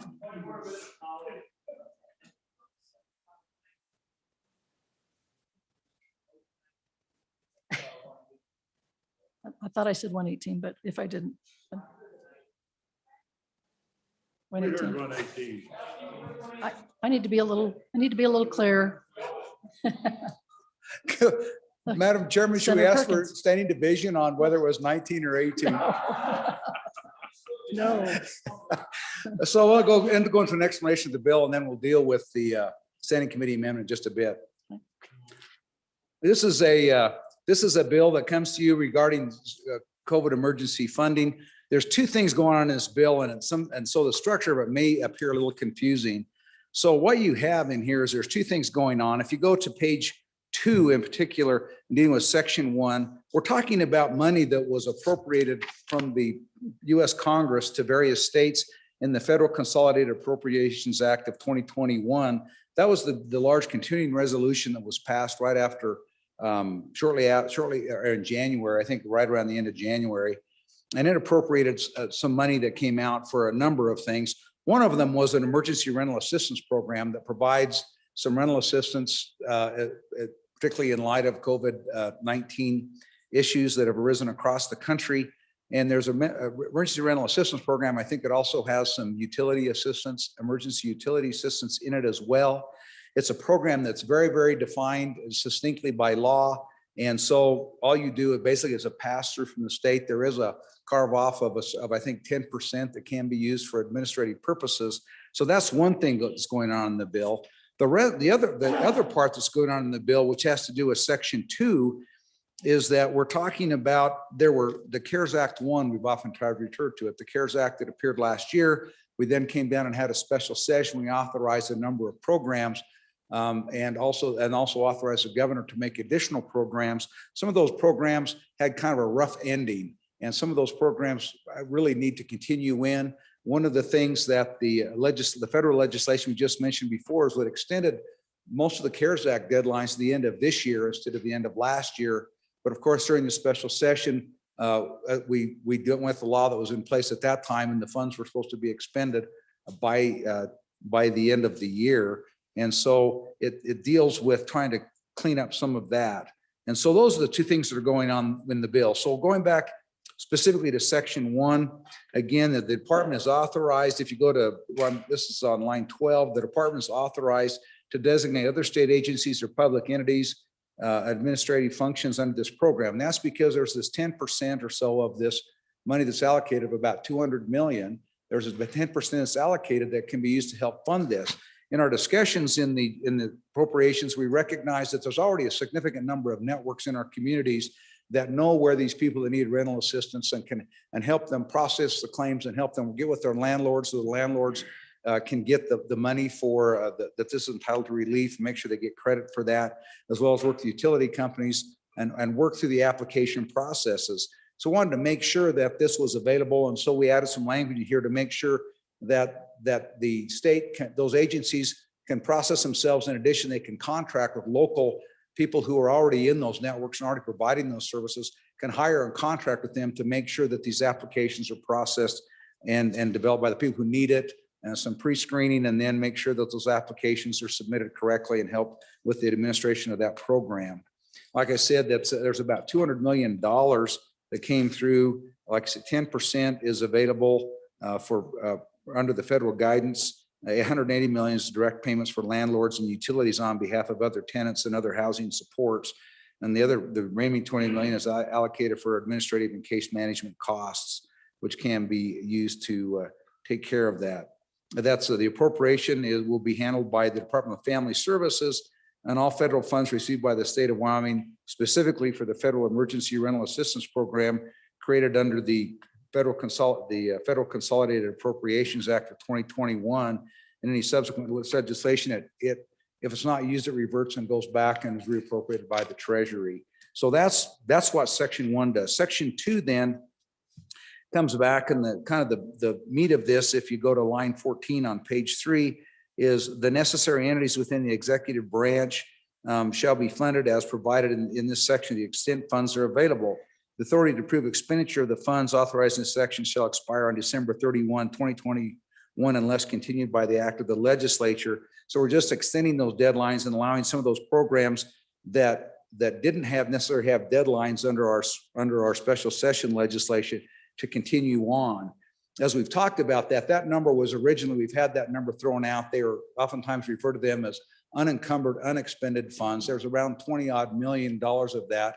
Although in looking about where that amount could increase substantially, we just have to see how some of this unfolds. We looked at making additional money deposits into the unemployment insurance account and found out maybe we didn't get the bang for the buck that we thought we would. And so some of that may be also available. So that number is still in flux, but it's somewhere between 20 and $60 million. And as we go through, that'll clear up. And so this allows the governor to continue to continue some of those projects and grants. I have talked with the governor's office on a number of things, and they have kind of divided this up into a couple of categories. And these unencumbered, unexpended funds include some of those include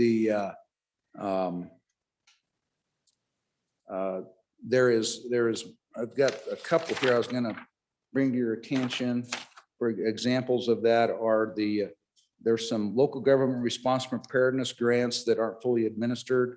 There are some healthcare system fortification, including mental health. There's 3 or 4 programs in there, including hospital staff relief and mental health relief, that still are not expended, but they're still working through the process so those funds can get paid. And my understanding is most of those funds were expended by the end of the year, but they're working through the application processes to get those things lined out. Some testing and contract tracing, some of that continues to not quite be expended and reimbursed all the way yet. And there's a few others. There's also the DFS. There's some food security that continues to go, and the governor still would like the ability to kind of finish up those programs and continue those without having the artificial deadline of 2030 implemented. 2020 implemented and be able to extend it. And so that's in large part what Section 2 does. It gives the governor the ability to finish up some of the programs and grants that he had. So that's what Section 2 does. Section 3 then is there's a subpart A and a subpart B. Subpart A relates back to Section 1, which is the rental and utility assistance programs, and just provides in this that it calls out the appropriation in there, and also provides that any unobligated unexpended funds remaining from this appropriation shall revert as provided by law upon the expiration of the later of the relevant federal law or related federal legislation for reallocation by the Secretary of the United States Department of Treasury. So it just Whatever's not expended, they'll revert and be reappropriated by the Treasury, which is what the law requires. Subsection B of Section 3 is then talking about that $20 million we've talked about, which could be as much as 55 to 60 million as we see how that goes through, but allows the governor's office to reappropriate that. And he may transfer these funds as reappropriated to the, under this section, to the state agency or entity designated to approve the project grant or procedure as provided in Section 2 of this act. And those transfers are all the ones that we did in the 2020 special session laws. And you can see the citations for those on 6. And with that, at that point in time, I would ask that you read in the standing committee of the whole amendment. Senate File 118, Committee of the Whole Amendment Number 1, corrected copy, delete. So what this does is it creates a new Section 3, and then Section 3 that's we just talked about will be renumbered to Section 4. And so what this does is there's another set of funds there's about $18 million of programs that were authorized, but kind of had this artificial, what turns out to be an artificial deadline of December 30th of 2020. To finish out some of those programs and some of those grant programs, the governor, in consultation with the attorney general, is determined that there needs to be additional legislative action for that to happen. And so what? Senator Perkins, could I interrupt you? Could you move that amendment, please? Sure. I'd move Committee of the Whole Amendment Number 1 to Senate File 118 and ask the body's favorable consideration. So what this does is there's a different 18 million, like I say, that was allocated to these programs. And in many cases, there were grants that were issued, but for whatever reasons, those things couldn't quite be finished up. And sometimes as we talked and took testimony on this, we were a little bit scratching our head about some of those things. But those included certain things that the examples of what the governor and the attorney general come to the conclusion that need additional legislative action includes the energy rebound program, which is an economic business relief program. There's some money that was unexpended in the charitable organizations relief, and they'd like to read that's reallocated among a couple of the other programs. There was some unexpended money in the broadband communications infrastructure that would still be available and could continue to be applied in some of the grants that were out there. There's some money left in the agricultural business relief and food supply chain. That in some cases those grants were awarded and money expended, but they couldn't be completed by the December 30th deadline. And then there's some others. There's about $600,000 in some spending that had to do, I think, with a facility in Johnson County that was all but done or really close to being done, but for whatever reason, there's been a little bit of a hiccup on the last $600,000 for that because time ran out. There's also some mental health grants that there was still about 2.2 million to be expended in there that they'd like to continue that program. It's been, and then also in a couple of mental health programs, and then also the governor, because food security continues to be applied, like to be able to reallocate some of that among some of the food security. So that's what the intent of the amendment does. It just allows the governor to go back and reappropriate that and redivide that 18 million among and put it back in those programs where they think they need additional legislative action to complete those programs. And so that's what this amendment does. And that's what we were trying to do in the first amendment that we voted no on. We did it very clumsily and in the wrong place. And we spent a lot of time also visiting with the governor's office, trying to find a way that we could get this to work. And that's what I bring to you in the committee of the whole amendment number 1. With that, and then the rest of the bill, as we've explained that, but the rest of the bill is then just the cleanup about, it allows them to adopt rules, and the act is effective immediately upon completion of all acts to become law. And that's the bill and the amendment. With that, I'll stand for questions. We are on the amendment. Any discussion on the amendment? Question being called. All those in favor of Senator Perkins's motion to adopt the Committee of the Whole Amendment number 1 to Senate File 118, please say aye. Aye. Those opposed, no. Okay, the amendment is passed. Back on the bill. Need discussion on the bill? Question on the bill. All those in favor of Senator Perkins' motion that when the Committee of the Whole rises to report that it do so with a favorable recommendation of Senate File 118, please say aye. Aye. Those opposed, no. The bill has passed. The Chairman of the Whole. The next bill for our consideration is Senate File 78. Would you please read that in? Senate File 78, Real Estate Appraisers Continuing Education, sponsored by Senator Pappas, an act relating to real estate appraisers, was referred to Committee number 7, which returned to committee recommendation that it do pass amended. I, Senators Boner, Case, Driscoll, Nethercott, and Scott. Senator Driscoll, Chairman. For the reading of the bill, what is your pleasure? Is it Chairman Case? Madam Chairman, thank you. I move that when the Committee of the Whole rises to report that it do so with a due pass recommendation on Senate File 78. I don't believe that there's an amendment, or is there? There is an amendment. There is a standing committee amendment. I'd ask to be read in at this time. Senate File 78, Standing Committee Amendment number 1, page 1, line 15, delete. Madam Chairman, I would move the standing committee amendment and ask that you call on the good Senator Pappas. Senator Pappas. Thank you, Madam Chairman. Senate File 78 is a change to the real estate appraisers continuing education hour requirements. This is a pretty straightforward bill that the appraiser, the certified board, the Board of Certified Appraisers asked me to bring to you. All it does, if you look on page 1, line 14, you see we're striking 30 hours. That has been changed by federal regulation. It's actually gone to 28 hours now in a 2-year period. So we're cleaning that up. We're not adding the 28 hours in there. What we're doing now is, instead of putting an hour limit, we're going to let the board rules establish the hours, so that if the feds change them again, we don't have to change statute again. And we're also allowing, as COVID has changed their ways of delivering it, we're also allowing remote hours of instruction. And to the amendment, we are deleting the word live, because it's come to our attention that the actual folks who provide education for appraisers do provide it in a setting that is not necessarily live. You can get it recorded, and that's acceptable by the Uniform Standards of Professional Appraiser Practice.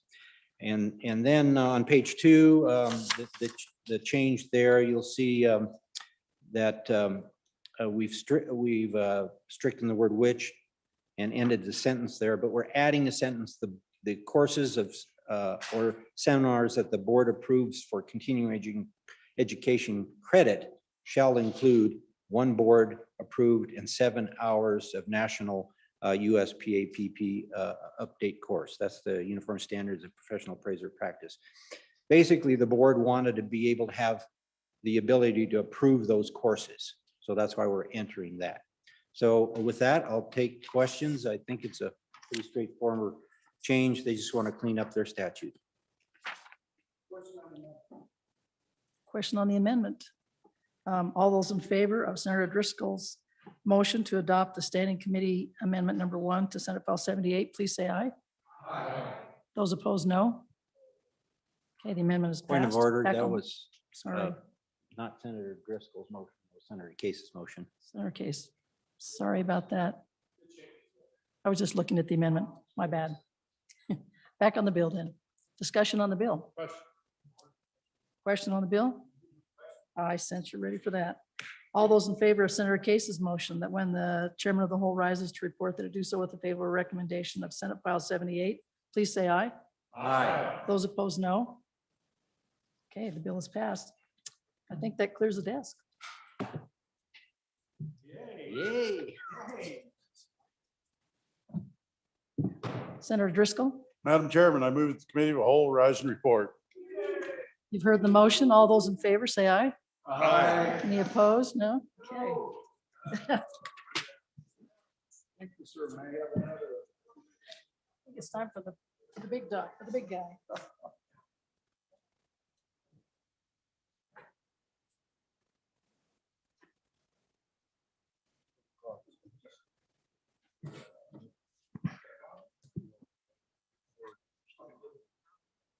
What do you got? 3 in?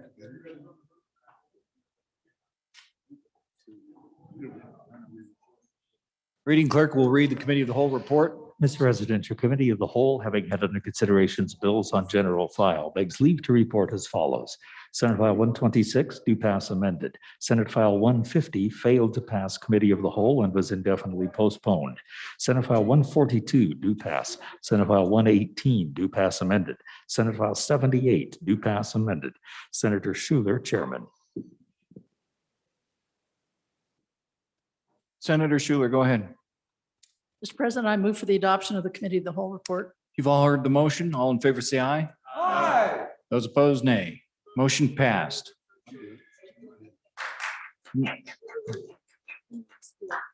Mr. Majority Floor Leader, that clears the desk. Mr. President, I would ask for Senate File 145, which has an appropriation in it, to be re-referred to appropriations. Absent objection, it is re-referred to appropriations. Mr. President, I move we stand adjourned until 10 o'clock, Friday, March 19th. Announcements. Senator Scott.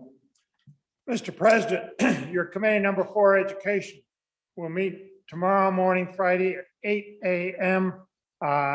In room W10 downstairs and also online.